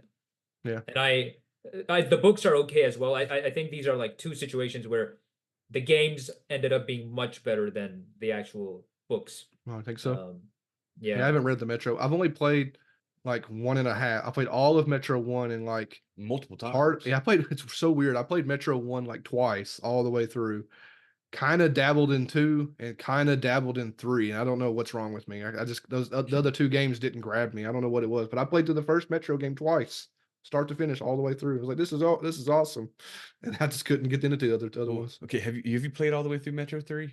Yeah, Metro 2023. That's Metro Last Light, and then Metro Exodus. Exodus is the last. Okay, Exodus, yeah. So we got quite a ways into it. We got the Exodus where you got out and got to the desert with the buggy or the van. Yeah, and I was just like, I don't know, man. I want to go back. I mean, maybe you end up back there eventually. I was like, I want to go back to the. I like Metro. I like going Metro. around and going up and down into the Metro, not just being in this open world space. And I was just. I mean, I guess that's where the books go. I don't know. Maybe. So you read the books, all the books for it? No, I read the first book, and then the second book just goes off in like a different direction. Kind of how the games do, I guess. Maybe. Yeah, but yeah, Metro Exodus, they did make a lot of changes where you're no longer like in the Metro system all the time. You're in this open world. That's what made the game. That's what made the games unique. Yeah, I kind of like the change of pace though, because each of the sections in Metro Exodus was kind of like a mini open world area. Yeah, like it's like Metro. Then there was like the swampy part. Yes. In the desert. I don't know what happens after the desert, but we did the whole swampy thing with the big fish, and then we got to the desert. By the time I got in the desert, I was like, I don't want to do this. Then you make it to that between the swamp and the desert. You make it to that that base. No, For what, the other metro station where the they're other like, metro where they're like station. cannibals. Yeah. Yes, yeah, the cannibal That was- area. that was- There's always cannibals in post-apocalyptic stories. Always cannibals. And then Yeah. the ending of that game is excellent. Is it? Because you guys were mentioning you like the metro system. Mhm. Yeah. The very last part of that game is in the metro system, and it is terrifying. It's one of the scariest like parts of a game that I've ever I played. just got so annoyed with the damn buggy and that van driving around the desert. I was like, this is annoying. This isn't what I wanted to play when I'm playing Metro. I want to like be shooting some like weird Right. monster demons and Yeah, exploring maybe fighting aliens, but not fighting other humans and stuff. And it was just like, ugh. Yeah. And then they I had hear you. they added in the whole extra part of which sort of kind of makes sense, but they went like the Fallout route. The Fallout route. They're like, here's your gun. Here's some customizing parts. You can put your laser pointer on it. You can do this, and you can like. I didn't mind that. So that's It was just like an added extra stuff. Like I don't like crafting. I hate crafting Okay. in video games. I like putting together. I did like putting together the guns though. I mean, The it pieces wasn't that you incredibly detailed with like the parts that came apart and everything, but it Yeah. was just. I don't know if I ever go back to them. I usually try to push my way all the way through games, but I don't know. I think that like Metro was 3, Exodus was dragging its heels a little bit on that. How much is left? How much is left after the desert? He's like, I oh, that's the believe end of the there game. I believe there are 2 more sections after Oh that. gosh. So Yeah. yeah, I had a long way to go, I guess, to get through all of it. It's crazy that I would play through the first game twice and like really genuinely like have a great time with it and just couldn't hold my interest. Cause I remember like when I'd stopped playing Metro Last Light, I had quit on some sort of outdoor section too. We got outside again, wandering around outside, the flying things are hitting me in the face and breaking my mask. And I'm like, man, this is not what I want to, this is not what I want to do with this. Right. Have you guys ever played Red Dead Redemption 2? Not yet. Big games. We're wary of Okay. gigantic games. Well, we'll get our little 100 hours in Witcher here and there, but like it's Okay. yeah. I I'm want to. I mean, I figure I have to at some point. I don't I think the best word is I have a disdain for big open world games Mhm. because a lot of times like because now sandbox games and stuff for the longest time were like bigger is better. Let's just make the world huge and just kind of not fill it with anything, but let's make it big so people have to walk all over the world and big sandbox games filled with nothing have rubbed me the wrong way for a long time, and so I tend to stay away from a lot of Yeah, I'll like play him more big than he does. open I'll world play him more than he games. does. I played way I more see. Assassins. I just finished we can get back to that in a second, but I just finished a whole playthrough of like Assassin's Creed Origins, Okay. which is massive. So I did all of Yeah. that too. So Do you Yeah, like those? Origins The was a good Assassin- game. yeah, did you like Origins? Yeah. I liked Origins. I liked Odyssey. Mhm. I did not like Valhalla. I've heard that from a couple of people. Like they tend to like Valhalla change stuff, but in the wrong way is what I kind of is kind of what it seems like. Valhalla is taking a different approach. Like Odyssey is supposedly like maybe a better version, like a more refined version of Origins. And then but then Valhalla just like takes it all in the wrong, like it's an okay game in its own right, but takes it off in a whole different direction that people weren't expecting, I guess. Yeah, it just was it did not work. Like everything in Valhalla, I think just did not work. In Assassin's Creed, Hmm. like it's too much just an action RPG Yeah. because you're a Viking. I And heard that people would walk behind people like, oh, I'm a stealth kill this guy. Oh, I didn't get a crit hit. He only took Well, 20 damage. He's not I think they dead. took care of that after Origins. I wish that I get the yeah, because like when you play Origins, we're getting so many game Yeah, tangents. that's fine. That's the whole point of this. When you play Origins, your character, Bayek, I remember his name because I just played it a couple of months ago. He's definitely not an assassin. So I kind of wish that He's the Ubisoft Magi, isn't he? Bayak? he's a magi. Yes. It's like a Egyptian cop kind of, I Yeah. guess. He's not an assassin at all. That game has nothing to do with him being an assassin. So I wish like Ubisoft they weren't afraid to like make games outside of the And Assassin's not Creed. call it Assassin's Yeah, Creed. that game could have been itself. called anything else. Same thing with I guess Odyssey's definitely Olympian, Odyssey, whatever the Odyssean, whatever you want to call those people. Odysseus. Yeah, they're not stealthy killers. They'll go out in the freaking, go out in the Colosseum and kill people for glory. That's not an assassin. And then Vikings are definitely not assassins. None of these should have been Assassin's Creed games. They should all have been this other separate a separate Yeah. franchise of something else. They're just too scared to get away from the Assassin's Creed name. Because it's product recognition. They don't I want know, I know it helps them sell. They don't and want all, to and take every chances. game, and like every game is sold more than the last. Like Origins sold great, Odyssey sold more, Valhalla sold more. And also, like maybe we're wrong in the business sense, but I just calling them Assassin's Creed games, I think was just an odd choice. Because they don't have anything to do I with think, it. yeah, I agree with you. The only thing about Odyssey though is there is Mhm. no mention of assassins in that game At all. at all. Like Wow. that game fully embraces like the action RPG, but Mhm. it does it really, really well. And so it's actually an enjoyable game. Yeah. My problem with Valhalla is it tries to put in Assassin's Creed back into it, but That's weird. just for like I guess like a token. Like, oh yeah, we're By trying to the put yeah. assassins back By into the way, it. we're Yeah. assassins. Yes. But there's no point. You're not being an assassin, right? You're Yeah. basically a Viking You're a going and barbarian invading. warlord. You're not in Origins either. As much as Origins tries to like, oh, like his wife is the one who created the assassins. Like it's such a He created the assassin. You're not an assassin. yeah. Your character has nothing to do with it. Bayek has nothing to do with Right. it. Like his wife, quote unquote, founds the assassins, which is I guess that's a cool idea, but that game weirdly about Origins is like has that game has nothing to do with that. It's like her creating the Assassin's Guild is like a sub story that happens in like a cutscene, and then it's never talked about again. Like it's so Right. weird how they approached it.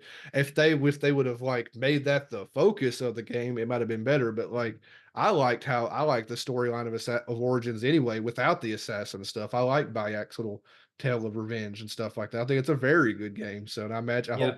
I hope when I get to it's just, that's my I would move on to Odyssey at some point, but God, I put like 100 odd. No, I did Origins in like 80 something hours.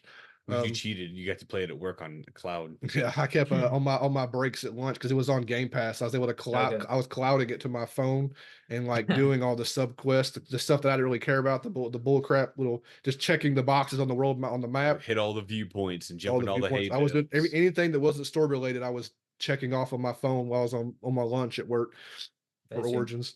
So I'm hoping Odyssey like has a good story that carries it. Obviously, he said it abandons Assassins completely, which is fine with me as long as it's a fun Yeah. game. Yeah, the story is really good. I think you'll enjoy it. Yeah, look forward to that at some So point. have you? We're on the Ubisoft title topic now. So, how much do you love Skull and Bones? I have not played it. I think it'll be dead for anybody who gets to play it. I think it's like inspired by Assassin's Creed Black Flag. Black Flag, yeah. right? Yeah, but it's supposed Yeah, to which- come out like 8 years ago. It come out like 10 years too Yeah. late. Yeah, Black Flag was a good game. They're supposedly Again, yeah, it had very little to do with Assassin's Creed. It was a really Nothing. good pirate Had game. nothing to do with Assassins. Yeah. I think he yeah, I think he like meets some assassins at some point in that game. Did he Like, kill someone? He crosses. He gets his stuff because he like. I think did he murder? Does he kill an assassin at the beginning of that game and steals his stuff? In the beginning of the game, you are fighting another assassin ship, and you just take their armor and pretend to be an assassin the entire game. So Sort of. Except it's never. Yeah. He's never. I mean, I remember that one. That was a really good one too. No wonder it's got. Supposedly, there's a Black Flag whole remake coming out. Even though Ubisoft says they don't remake games, but the rumor is that Black Flag.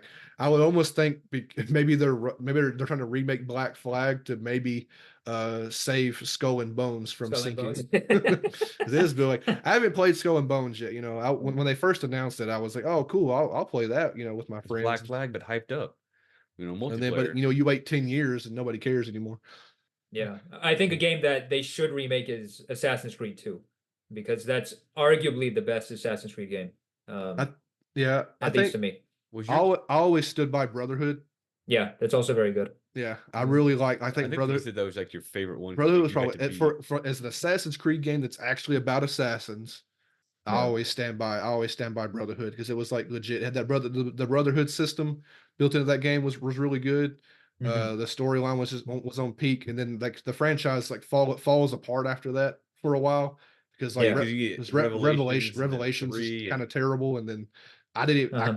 I quit playing 3, but I don't care. Like 3, I quit because I don't care about the the time period, like the American Revolution to me is just, Right. I don't give a crap about that. I don't, I don't care about the American Revolution at all. I live here. I don't care about that crap. I want to go to the Right. exotic places and see things I don't know about. So I got Right. really bored of 3, and then Pirates, and then hooray from there. I actually jumped from Right. Black Flag all the way to Origins because I was so far behind. I was like, I don't know if I want to play the other. You didn't want to do Syndicate or Rogue or Yeah, it was just a lot. There's just so many freaking games there. Yeah, Syndicate and Rogue are forgettable, I would say. If you never play them, you're not missing anything. Yeah. Well, that was also when they were doing an Assassin's Creed a year too. Every year, yeah. Oh yeah. That's too much. Yeah, I didn't play them. Did you play all? Did you play all of them? Yeah, I pretty much played all of them except I tried Valhalla and then I just gave it up because it was so boring. Have you guys played Unity? No. That's one of the last ones I probably missed. Unity was like the first one. Like, was that like one of the first games that like it seems like it was the that came out and like had so many glitches that it was like all people talked about. That was like before it, but like nowadays games come out and it's all we talk about. Oh, the game's so glitched, we can't play it. But like Unity seemed to be like like the beginning of that. Like another one that came out, like half the city wasn't there, or like people their faces were missing. That was Unity. Yeah. It had a lot of issues. Would it turn out to be good eventually? Well, you can. So they actually fixed all of the technical issues with Unity, and I replayed it again on my PC, and it's a gorgeous game. And the stealth mechanics and the assassination mechanics are so good. The biggest problem with that game is just narrative. The narrative is so bad that like you just cannot get into it because the narrative is so bad. I don't even know. And I think who the main character is in that. I mean, I don't know. I mean, I don't follow all the main characters, obviously, but I don't have no clue. You put me 5 people in front of me, and one of them is from Unity. I couldn't tell you which one was the main character of Unity. I would have no idea. Okay. You could co-op, or was that Syndicate? Unity you could co-op. Yeah, but of course nobody wanted to play it. So. Yeah, I don't know why they came up with that mechanic. Honestly, you play Assassin's Creed as a single player game. No one really cares about co-op there. So yeah, we played the who was it? We played the versus mode one time with who did we play with? We played like one night of versus with somebody. Did you? Is that just me? Was it Unity? Which one had the online versus mode? I've only ever played the first Assassin's Creed and I quit it.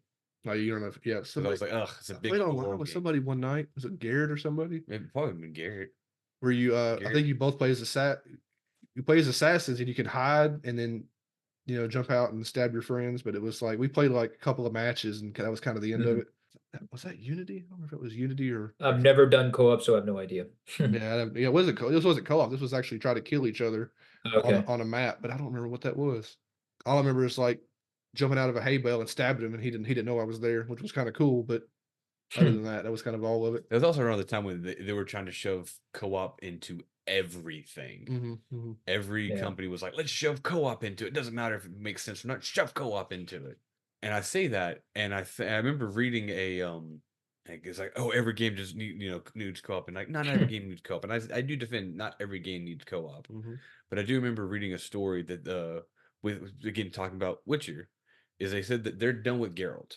Geralt's story is done. But we're not done with the Witcher world. They're supposedly working on a multiplayer Witcher game. Yeah, they're supposed to be doing that where you get to pick if you want to be a Witcher or a sorcerer / sorceress, and then you just get to go through kind of like that. You could be a Witcher duo team or like a Witcher sorcerer and work together and just kind of co-op your way through the continent. Doing cool stuff. And that, I'm like, it doesn't affect Geralt's story, but it's in the same world. I could get behind that. I think that'd be kind of cool.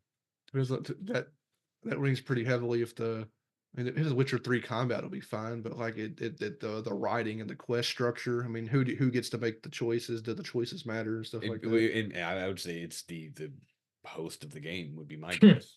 Maybe you just get to tag along his adventure. So if he pisses off people, you're just like, I gotta live with you the choices, man. Let's do this. Let's go kill a bunch of botchlings. Oh, I had this. Now we're back on Witcher again. Sorry, I haven't. I don't really save videos on my Xbox anymore. You get the little button, you can save a video.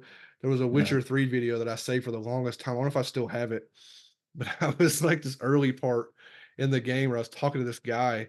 He had this person in a cage in Witcher 3, and I like making shorter choices, and I said something to him, made him mad, and it dropped out of conversation straight into combat.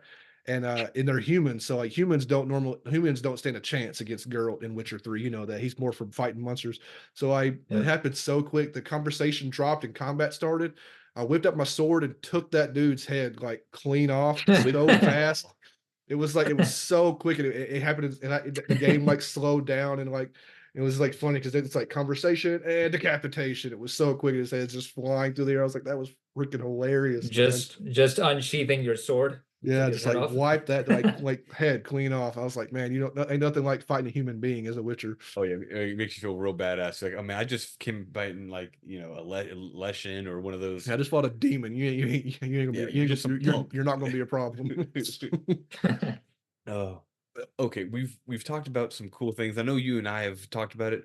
Yeah. Your love of fantasy and particularly your love of Lord of the Rings. Mhm. And Oh, we've yeah. talked about stealth and Assassin's Creed and Witcher. What's your feelings on the what do you call it? The Shadow of War and the War of Mordor? What Shadows of Mordor and what's Shadow? the Shadow of War. Shadow of Mordor, Shadow of War. Yeah. Yeah. Yeah. Did I you like those games. because Yeah. I only played Shadows of Mordor. I never made it around to Shadows of War because I put in a lot of time in Shadows of Mordor, and I was like, I don't know if I want to do it again with Shadows of War. I think yeah, there are a lot of elements to that game. One, the mechanics are very interesting. Like Mhm. you can get killed by any random grunt, basically, right? And Yeah, if you then met, yeah, and yeah, I've if you been mess marked by up. nameless things before. Yeah, and then they end up becoming like a warlord or something, right? If Mhm. they kill you. The Nemesis system. Nemesis system, yeah, it's really, really well done. Mhm. It's very interesting. And you don't even have to like manually write these settings. Like you're just going about exploring and you get killed by something and you end up having this um like feud, right, with someone who Mhm. killed you. Mhm. And it becomes like a unique just Experience. something, yeah, experience basically. I need to And play it so bad. There's yeah, so yeah. many games in the world. We own it. We own both of them digitally. It's one game I just never got around to. Because I loved it. It's Mhm. one of those things that I got the 1K in that game out of love. I was like, I just love this. I love doing everything. And then one of the DLCs was like, ooh, what is it? It's like kill all of the uh it's like do everything in like under 6 hours. And I was like, oh, what? I don't want to do that. I don't want to like play the game and get all the way to the end of the DLC and then have it be in like 6.5 hours and then have to redo it. So I was like, bah humbug. I just stopped worrying about it. But I do remember there was one awesome because there's an achievement for it for your Nemesis system because it did tiers. You had like what is it, general, captain, sub captains, and then like lieutenants or something like that because it tiered up into the war chief, and it was like kill all of them without dying. And I literally was able to wipe the field of everyone that was named. And so the only thing left was nameless You grunts. can do that? Yeah, oh yeah. As Wow. long as you don't die, you Yeah. can kill anybody. Now, once you die, then it does like this. The time progresses, then it fills back up. All your empty spaces fill up with people who rank up, but you're able to clear. You can clear the board. Wow. Yeah. But my thing is, I drew because I've recorded a lot of videos doing that because you get some really cool, awesome abilities. Like one of the cooler ones I remember is when you turn into your wraith and you shoot your bow and arrow at somebody and you can Mhm. headshot them, but then you can chain the headshot if he's close enough to you can hit him and then warp over to where your arrow was, turn back into a physical I get the character's name, but turn back into your physical human body and then start decapitating the people. It was like it was called like Wraith Strike. Gosh. So you would Mhm. shoot your arrow, headshot the guy, kill him, and then you would warp to where your arrow was, and then whip your sword out and start decapitating people. It was like a whole really cool combo you get. This is awesome. It was. Do you remember that? I The game remember. played really well. Yeah, yeah. Gotta The play this. combat was very, very good. The Nemesis system was great, and the writing as well was very good.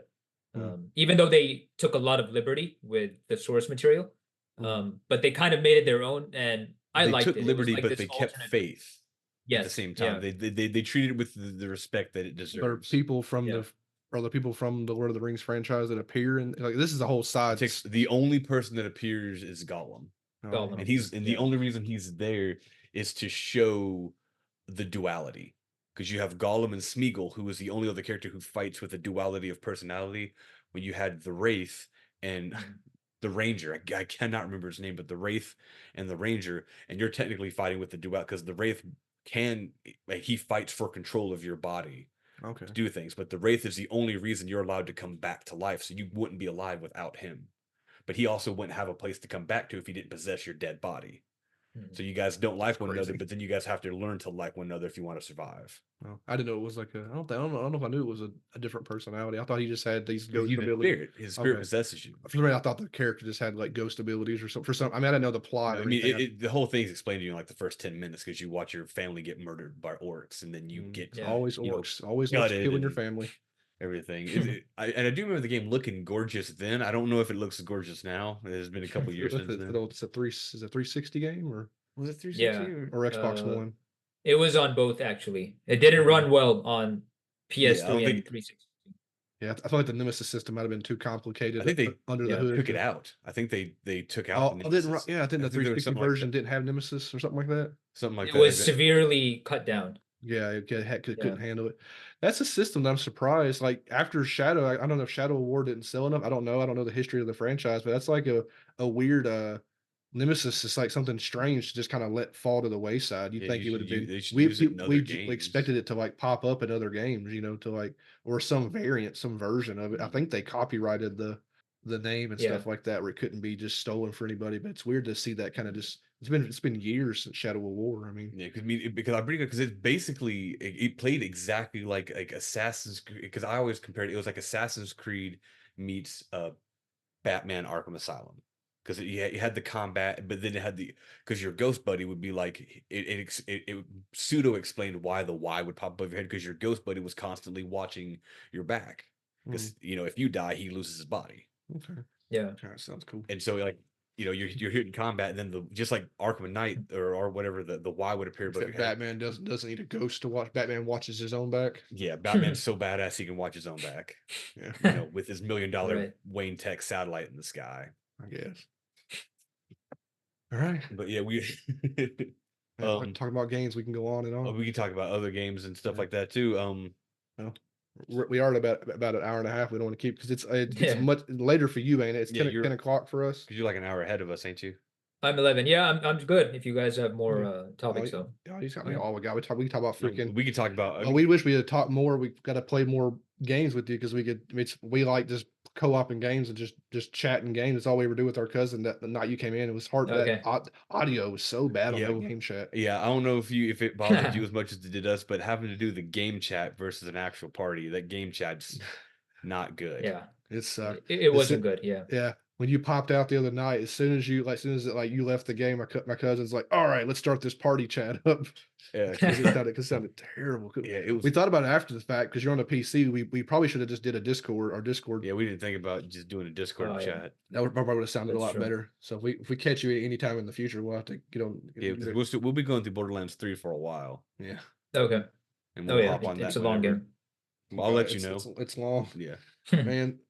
We talk about Borderlands for a minute here. I'm not even really a Borderlands fan. It just happened to be the next kind of game we were thinking about playing together. I get you play all the way through the whole franchise, I imagine. I've played 2 and I've played 3. That's it. Yeah. So you actually missed one. You didn't jump on the first. I missed one. Yeah. Huh? Did you play the pre-sequel? I played some of it. I didn't finish it. And what about the Tales from the Borderlands? Did you play any of those? No, I didn't play them. I think like my enjoyment of Borderlands kind of dropped after 3, and then mine dropped after 1 because we played all the way. Like we played 1 when it was like back the 360 days when it was fresh and it was like the hotness, and we played it with I had a game with Blake. He had a game with another friend. We had a game with 2 other friends over here. It was like so much, but it was like Borderlands. All anybody was talking about.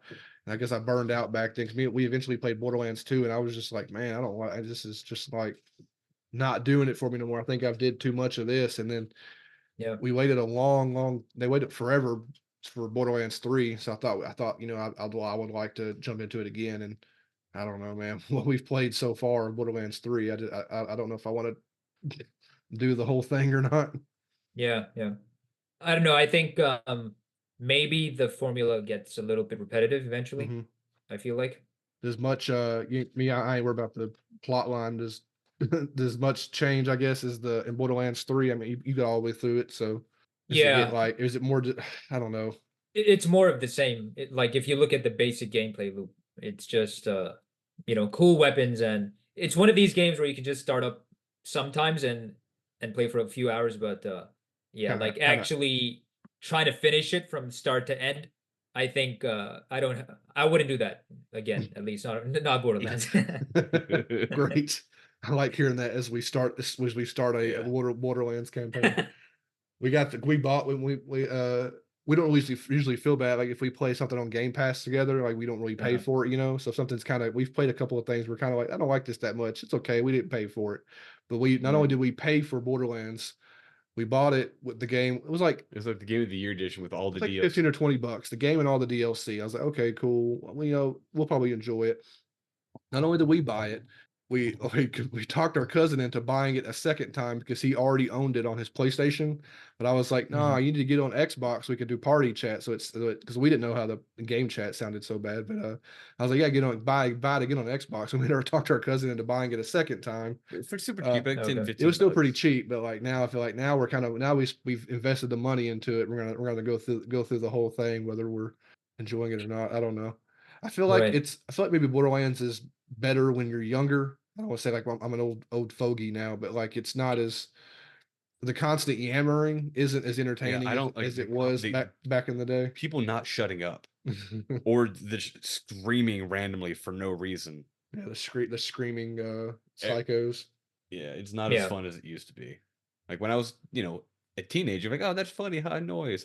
As I get older, I'm like, oh my god, someone just shoot him in the face. Just shut up. I hate stop talking. Yeah, I think I feel the same way. I played Borderlands 2 when I was 19, I think. Yeah. Yeah, so And like right there in the cusp of like, ooh, yeah, let's just mindless violence. Let's do it. yeah. 10 years later, it's not that fun anymore. So No, unfortunately, no. Yeah. Um, Well, yeah, it's Borderlands. you want to talk about Well, his other yeah, stuff? okay. We're gonna shift focus now. As much as I don't want to, we can talk about video games Huh. forever. Yeah, But we actually gotta not we gotta go to bed before too long. We're gonna get up tomorrow for a 7 hour drive. We're going down to the the Gulf. Gulf Shores. Oh, nice. My wife and the family we're gonna be down there, so that's what we're doing. We gotta we're gonna do our podcast tonight and go try to pack and then try to go to bed and then get up in the morning. It's a whole thing Wow. happening here. Wow. That's pretty cool. So I don't know exactly how to broach. I mean, I'm just gonna kind of like We could jump into it. Really. talk to you where you Yeah. found him on Yeah. Reddit. Was it you was on Reddit, right? Yeah, on Reddit, I was looking for some guests for the podcast to try to get some, just Just give guests. just have guests, people to talk to, interesting individuals. And you popped it. We had a fella before. He was a streamer, and it was a pretty cool thing. Texican, thanks for listening. And then I think you were the next in line. I was just kind of just going recontacting the people that I had answered my initial post or ad or based on who answered. who answered me first in order. It's first come first serve. It's the way the world works. um. And we talked about video games for a little bit. You said you'd come on. You said one of the cool things that you were doing is that you are developing, or you developed an app, but at the moment it's the web version, and you're working towards a mobile version, right, or a desktop. Yeah. Okay. Let's just kind of jump into that a little bit. Like, are you specifically, are you like a programmer, a coder, developer? Like, what are you? All of it? Yeah, I'm a software engineer, so this was one of my side projects. It's called To Do Plus, and for anyone who wants to find it, it's to do plus.app. You just type that and you'll find it. Yeah, shoot And us a yeah, link, or we'll make a link Well, and yeah, put it in the I'll show make notes. I'll make a link in the show notes Yeah. anyway. yeah, sure. I'll send you the link. It's basically a web app for now, but yeah, I am trying to get an Android and an iOS app for it as well. Yeah, and it's going to be free for anyone who wants to try to track their like work day. If you have some type of goal you want to set, like I want to work 7 hours today, right? The app will basically tell you, okay, what's your goal for today? You can put in 7, and that's your goal, and then you just click like start. It'll give you like a progress bar, kind of like a video game. I tried to gamify it a Yeah. little bit, That's cool. and you'll click start, and then it'll start filling up. The meter will start filling up. When you're done, it'll shoot you a notification saying you completed a productivity session, which means you were productive for 25 minutes, right?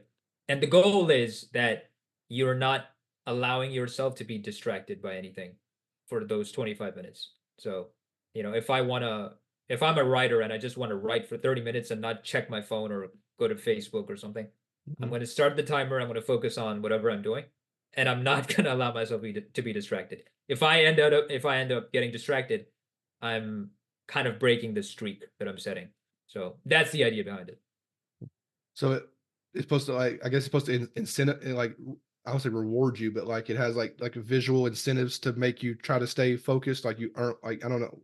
Yeah, Do you unlock you're kind of achievements? like, when you're Unlock achievements in life. when you're leveling up, your like progress bar is like filling up with Okay, cool. points or something. Yeah. Yeah, that's kind of the idea behind it.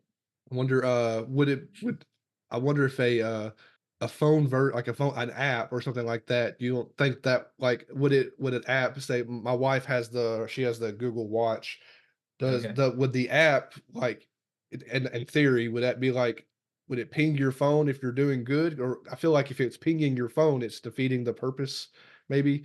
If it pings your phone, and then the phone then pulls your attention away from you actually trying to be focused, because you're trying to do the right thing, because you want you want to get your good marks for the app. Yeah, it is. I actually since I'm working on the phone version as well, the idea is it's kind of like starting a timer, right? So you would click start, and then you're just doing whatever you're doing. It would only ping you once the 25 minutes is up. Oh, okay, cool. And then like you're alerted to know, okay, you're done. And then you can take a 5-minute break if you want, right? And then when you're done with your break, you just click another session. So it's actually based on a thing called Pomodoro, which is this technique where, and this is based on research, this is something people actually do. They set a timer for 25 minutes, and you are forcing yourself to just focus on a task and not do anything else or be distracted. And then when you're done with the 25 minutes, you can take a break, let's say for 5 minutes or 10 minutes even. And the research actually shows people who tried to work this way ended up being more productive, as opposed to, I'm going to work like 4 hours nonstop and then I'm going to take a 2-hour break, right? And then you just kind of crash if you force yourself to work that long. So if you're working smaller sections and you're taking smaller breaks, you end up being more productive in like a larger time span. Yeah, So, makes sense. I get that. That's how yeah. You can use that, because Blake he needs to get back to his writing. He's self-published a little short story, but he needs to get back to his writing too. He could probably you have to be using that. Maybe, probably. I wonder, did he give you, like, try to earn, how to do the right thing and earn get your little level ups in the app? I have to. I wonder if it do something like, could it do so you say you start. Is it customizable at all, or is it? Well, he said the research is based off the 25 minutes. Oh, okay. Right. Yeah. 25 minutes minimum. Usually people try to do more. Like they usually try to think, I'm going to do an hour, right? And most people could probably do it, but after the hour is done, like they won't go back to the task for another 2 hours, right? So you end up taking a much larger break as a reward than the task warrants. So you do a smaller task, but you also take a small reward for it. So that's kind of like training your brain to be disciplined and then take a break, and then be disciplined and take a break, kind of like that. Yeah, I need to. You can learn from this. You can learn from this. Well, my thing. I ain't a writer, but Blake writes. I do, right? I love writing. Well, I love having written. I love going back and reading, like, oh man, that's really good. But then, like, coming up with it is obnoxious. Yeah. Is it something that takes a lot of discipline to do? For me, yeah. Well, he's tried lots of different. We talk about this a lot on our other. We have a movie podcast too, but we talk about that because our other partner on that one, he's a big fan of. I don't know about the writing so much, but there's a Stephen King had wrote a book about writing and about the discipline of writing and stuff like that. But like he always kind of preaches that kind of stuff, because they're all the different writers have their own their own talk. Like Stephen King was like, he treats it like it is a job. Yeah. So like he would write, I have an 8-hour shift. I would write for 8 hours, and that's my job. He's like, I But would some take a folks lunch are break, like, but I would sit at my desk for 8 hours and write. some folks are like you, said they would write for 25 minutes or an hour, and then like take a break and may or may not come back. But everybody writes differently. And I don't know if like my found his my spot. thing that it comes to me is I think about it all the time. I was like, oh, I think about it, or like I rehash a story, or I think about a scenario, and I think about it all day long. Especially because I work from home now.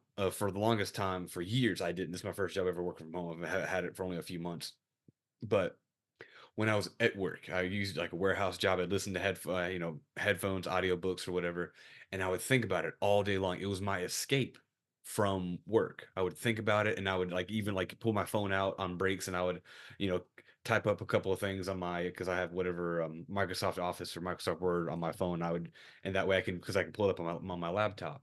As soon as I get home, where I'm happy and not trying to escape reality, then because I can play my video games and I can do all that stuff, and then You don't want to write no more. I don't want to write as much anymore. Like I can only write when I'm not at home.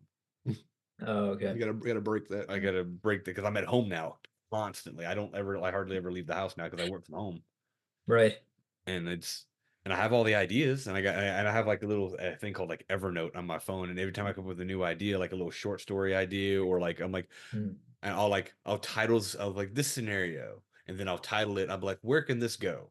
Can it fit into something else, or is this something by itself? And I have a bunch of different little things, but then just sitting down and doing it, because I'll tell you right now, I loved reading my own work as conceited as that sounds. Like I'll be reading, I'm like, man, this is really good. I did really well on this part. And then I'd get to where it ended. Like I wasn't done with the story, but I'd get where the writing ends, and I go, well, what happens next, man? I'm in my head, I'm like, I know what happens next, but I'm like, Right. I gotta write it. I gotta find out all the details. Oh, and I'm just like, because I can do points. I'm like, oh, this is a Right. really cool point, and this is a really cool Get it point. from point to point. But then like filling in the the middle parts with like the less awesome stuff is just like tedious, and it's a lot of discipline, and I'll be honest, I don't have it. I need to have more of it. I think you need to have, because you got to have your laptop. You need to open his web app on one end window and get your writing on another. Because I would do it for like, it's worth. You hadn't tried something like that yet. It's worth trying. because I would do it for like you said, like I would try to do an hour a night every night, and then sometimes like the goal is to like literally just write nonstop for that hour. But a lot of times I would be like, write 2 sentences, and I'm like, oh, I don't like that word, and I'm like, thesaurus.com, what's a better word for this word? And I would scroll, be like, okay, I want to use that word instead. And then, but it would be like 30 minutes of like writing, and then me trying to find a word that made me sound smarter than I actually am.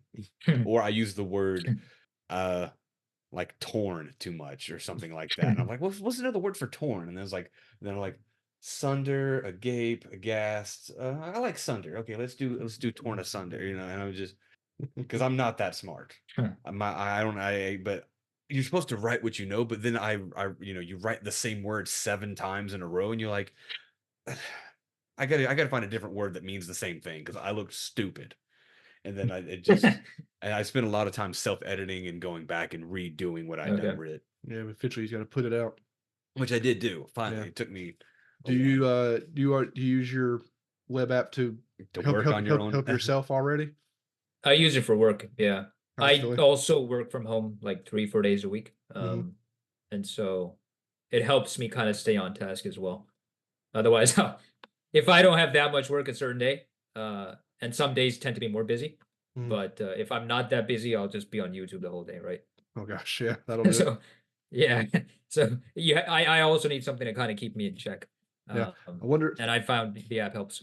So you say start a timer, complete the timer, get level ups or rewards or whatever. Would the I don't know how the web app version would do it. So like the idea is to stay focused you stay focused to when you complete your goal, and then you completing your goal. Not only do you finish your goal, which is the main goal, but then the app of obviously rewards you its own way. I don't know how apps work. Would the phone version per se, like say you start your timer on your phone. You're supposed to be focused. You're supposed to be doing the thing you're supposed to be doing, but you pick your phone up and you open something up. You open something else up on your phone. Would your app be able to, like, hey, you open that other thing up, your timer's done? Like, could it detect another app in use and kill your timer, thus negating your progress and reward? So I guess there are two ways of doing that. Yeah. One could be if you exit like the app because it's open, right? If you Yes. minimize it and open something else, it stops your timer. Yes. Just like that. Yeah. I think that's the more Easier way to technically do easy it. way as well. Yeah. Yeah. Not you say Otherwise, that. you end up. They say that out loud. I was like, yeah, that sounds a lot, because obviously, why would you want to? It just gives you a big old like failure. Well, no, well, his version of, like, obviously, that if you want it to use that way, you would just leave that app open. Yeah. Closing that app or moving that app in any kind of way would obviously be a much simpler way to cancel your progress, instead of, like, what I just said was much more complicated. It sounds like it was. Actually, you just gave me an idea of Oh, how there you to approach it now. So yeah. Well, there you go. Yeah. Call it the Drew version 2.0. There you go. That's pretty Yeah. cool. Okay, well, we were talking about coding and stuff like that, and this is prevalent as well as in game design, and not game design, but code design and software engineering. How do you feel one way or the other about the introduction to AI, with AI like in video games and writing, or AI to design to develop smaller parts of code and stuff like that? Do you have I don't know, a point of view on good versus bad, or like it is good in small doses? You know what I mean? For the AI Yeah, stuff. so I actually use ChatGPT a lot for work. So previously, if you were a programmer or an engineer, you would be going to Google, right? And then Google will give you links to Reddit, Stack Overflow, all of these different forums where people might have a similar problem that you're looking for a solution for. Because that's pretty much what it is. Like, I need to know how to make this program or this piece of code, and I don't know how to do it.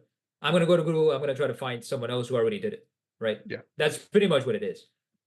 There is stuff that you learn as a developer, which with the experience, you no longer need to find it or search it up. But if there's something you don't know, you just have to go and research it.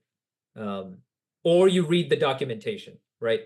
And documentation is long, and it's kind of developers hate reading documentation, right? They would rather just have an example of how it's done and then just copy that, as opposed to reading documentation. So ChatGPT basically takes the Google part of it out of it.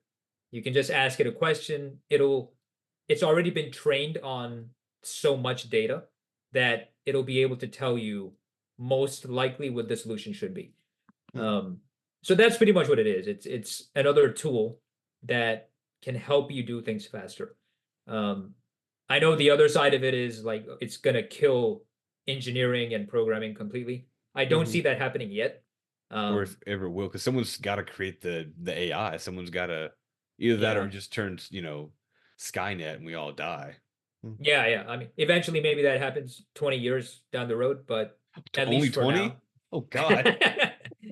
I would give it 20 years. After 20 years, I probably won't have a job anymore. But we have a friend of ours. I think you and me spoke about it briefly. We have a friend of ours who does cybersecurity, and so it's funny. He bragged about it, but he was also slightly ashamed of it. Is that his company had positions opened, and they were like, because what do you call it, a SOC analyst and a SOC level 2 analyst and stuff like that for cybersecurity. And he had some positions that got opened on like the level below him, but he had been training an AI to answer the easy questions that he was given, so he wouldn't have to deal with a bunch of crap. He would get emails, and he had trained his AI to answer the low alert emails, so he wouldn't have to do stuff like that. He could focus on the bigger problems. He had it trained so well that it was answering like an inhuman amount.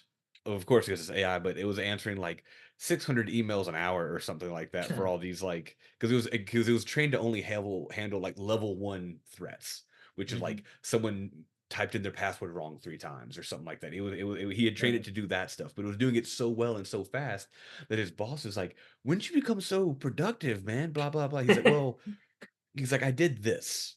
I trained this guy to handle these things that were so menial and unimportant that a monkey could do it. So I trained it to do it. And he's like, oh, okay. So we're not high. We're just gonna have your thing take over for the 2 positions we were going to hire.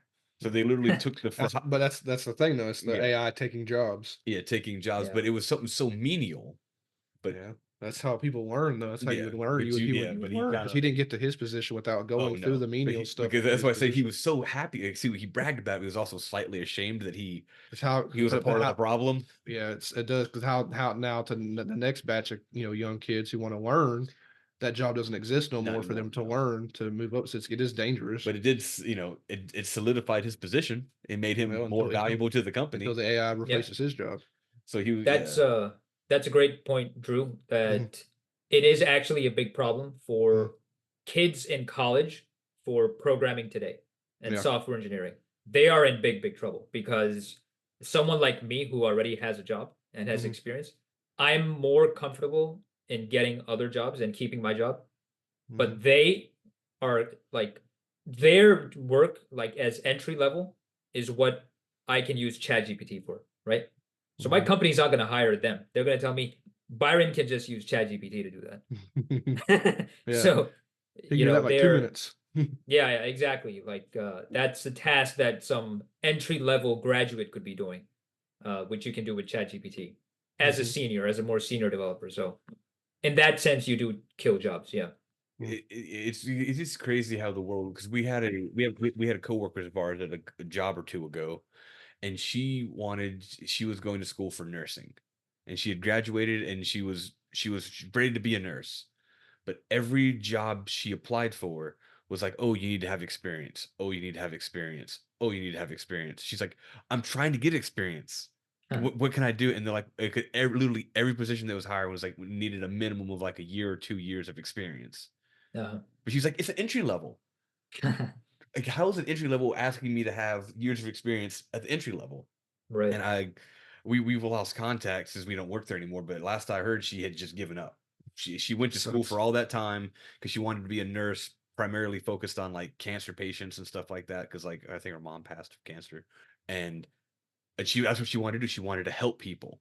And then the field wouldn't let her pursue her job because they kept saying, you need experience to work here. You need experience to work in this position. And I think she just gave up after. That's where it'll be with like I said, with software development. You'll have people that you'll be, all the companies will be hiring senior developers or wanting stuff like that, and the kids, the graduates won't have the experience to go to that job anymore because they won't be able to find a job that will give them that experience to go there. That's kind of where we are. I'm just saying, it's not just the ChatGPT thing's happening really fast. Like it's happened, it seems like it's been around for a while, but all of a sudden it's like everywhere now, and it's like it's on top of everything. Like they're like developing other AI things now to because people are using ChatGPT to write papers in school. So now some teachers there's this other AI being developed that can read those papers and be like, no, this was AI written.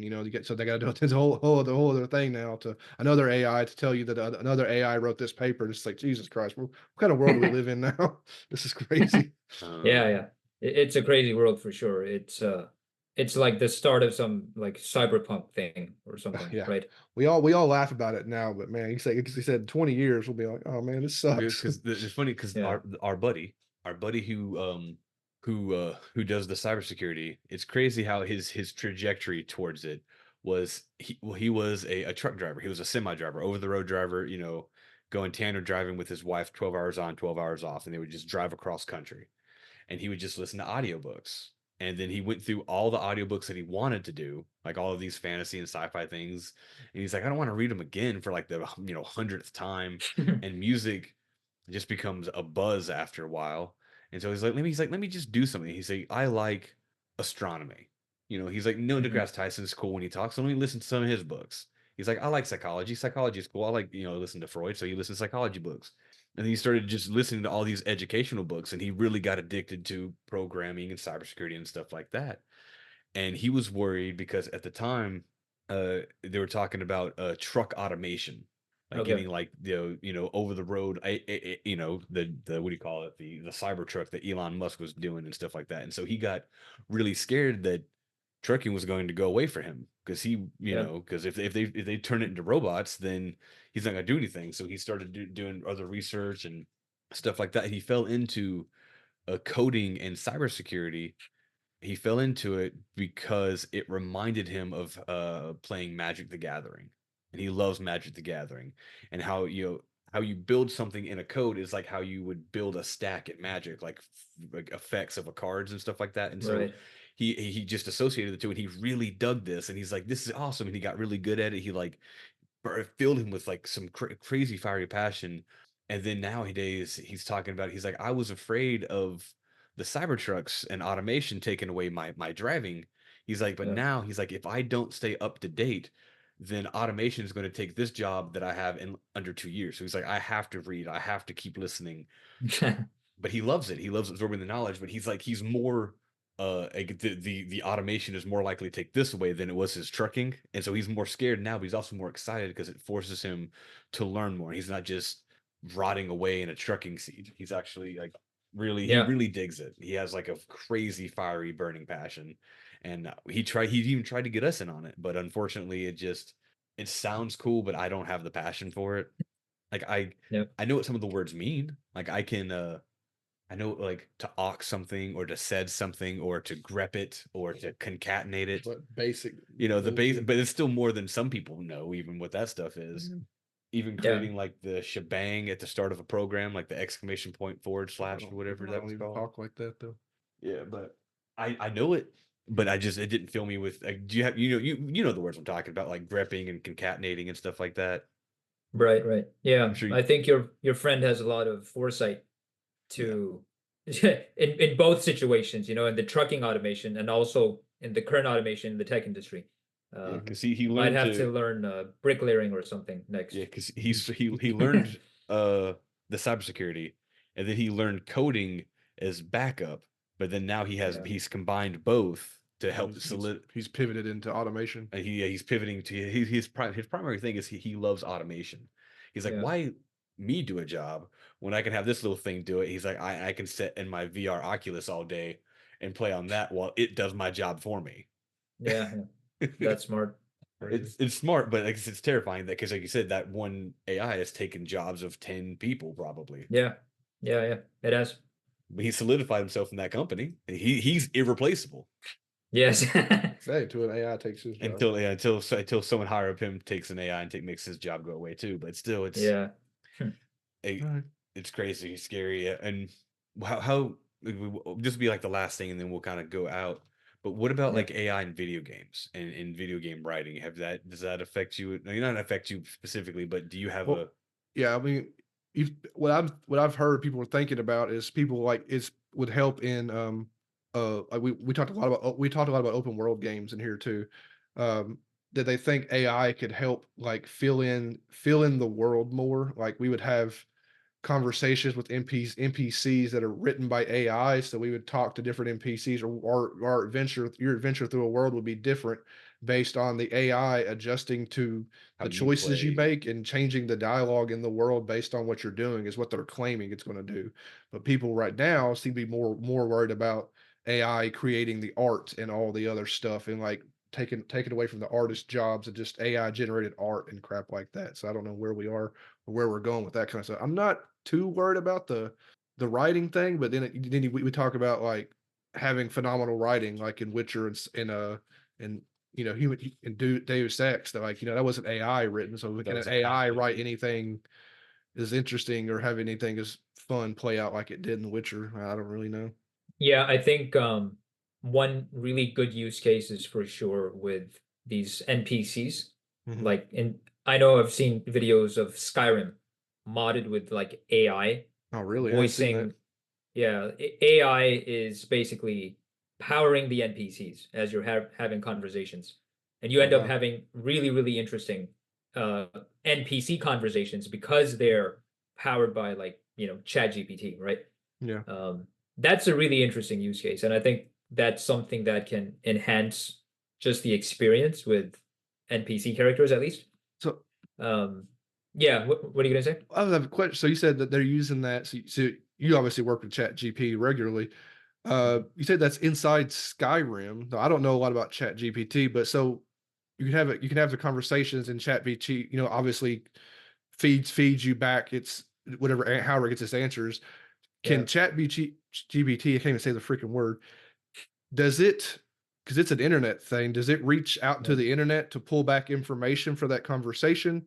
Or like would that not, how am I trying to say? If you're talking to an NPC, I you think it talking to sits you inside talking to an boundaries. NPC in Skyrim, is it only going to talk about the world of Skyrim, or Okay. it ain't going to randomly say weird crap from the Well, I internet think back to you? Got it. Got it. Yeah.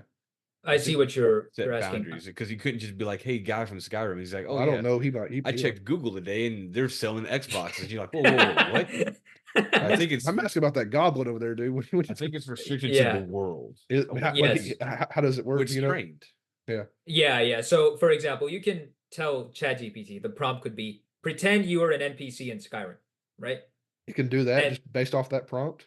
yeah, and it's going to kind of set a boundary for itself that it is an NPC within Skyrim, and you can have a conversation with it that way. And you can take the API basically, which is like the connection, Hmm. feed it into your game, I guess, and have all of these different NPCs with different boundaries, right? Hmm. And It's each like you're a NPC is butcher told in Skyrim. You're a fisherman exactly. in Skyrim, and that way Yeah. then So yeah, go ahead. I think like that's a great use case for it. Yeah. That's pretty cool actually. I didn't know you could like lock it into like a specific. I didn't know you could tell it to act like a freaking specific NPC either. I guess in Chat BT. Oh my god.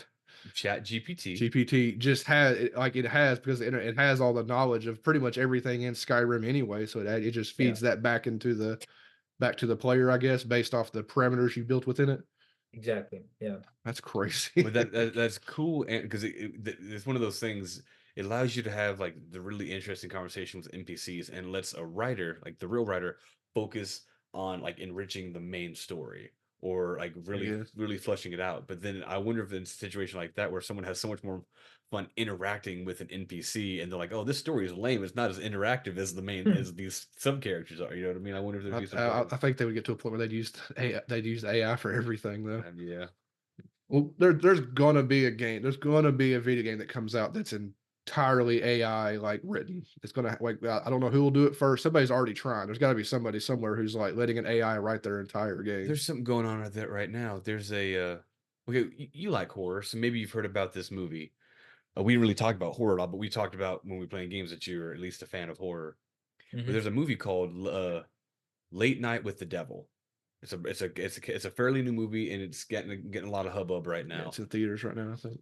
But there's a part where people are complaining because there's like a cutaway sequence that's like a dream sequence that was entirely written and created and directed by an AI program.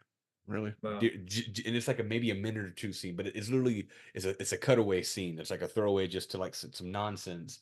But I think the dude said he fed in the script and said create dream sequence based on this, and people were like up in arms about how can you use an AI to write movies? They're gonna take our jobs. But the guy's like, I used my own script, my That's screenplay still to create the parameters still of a the very fine line yeah. he's walking.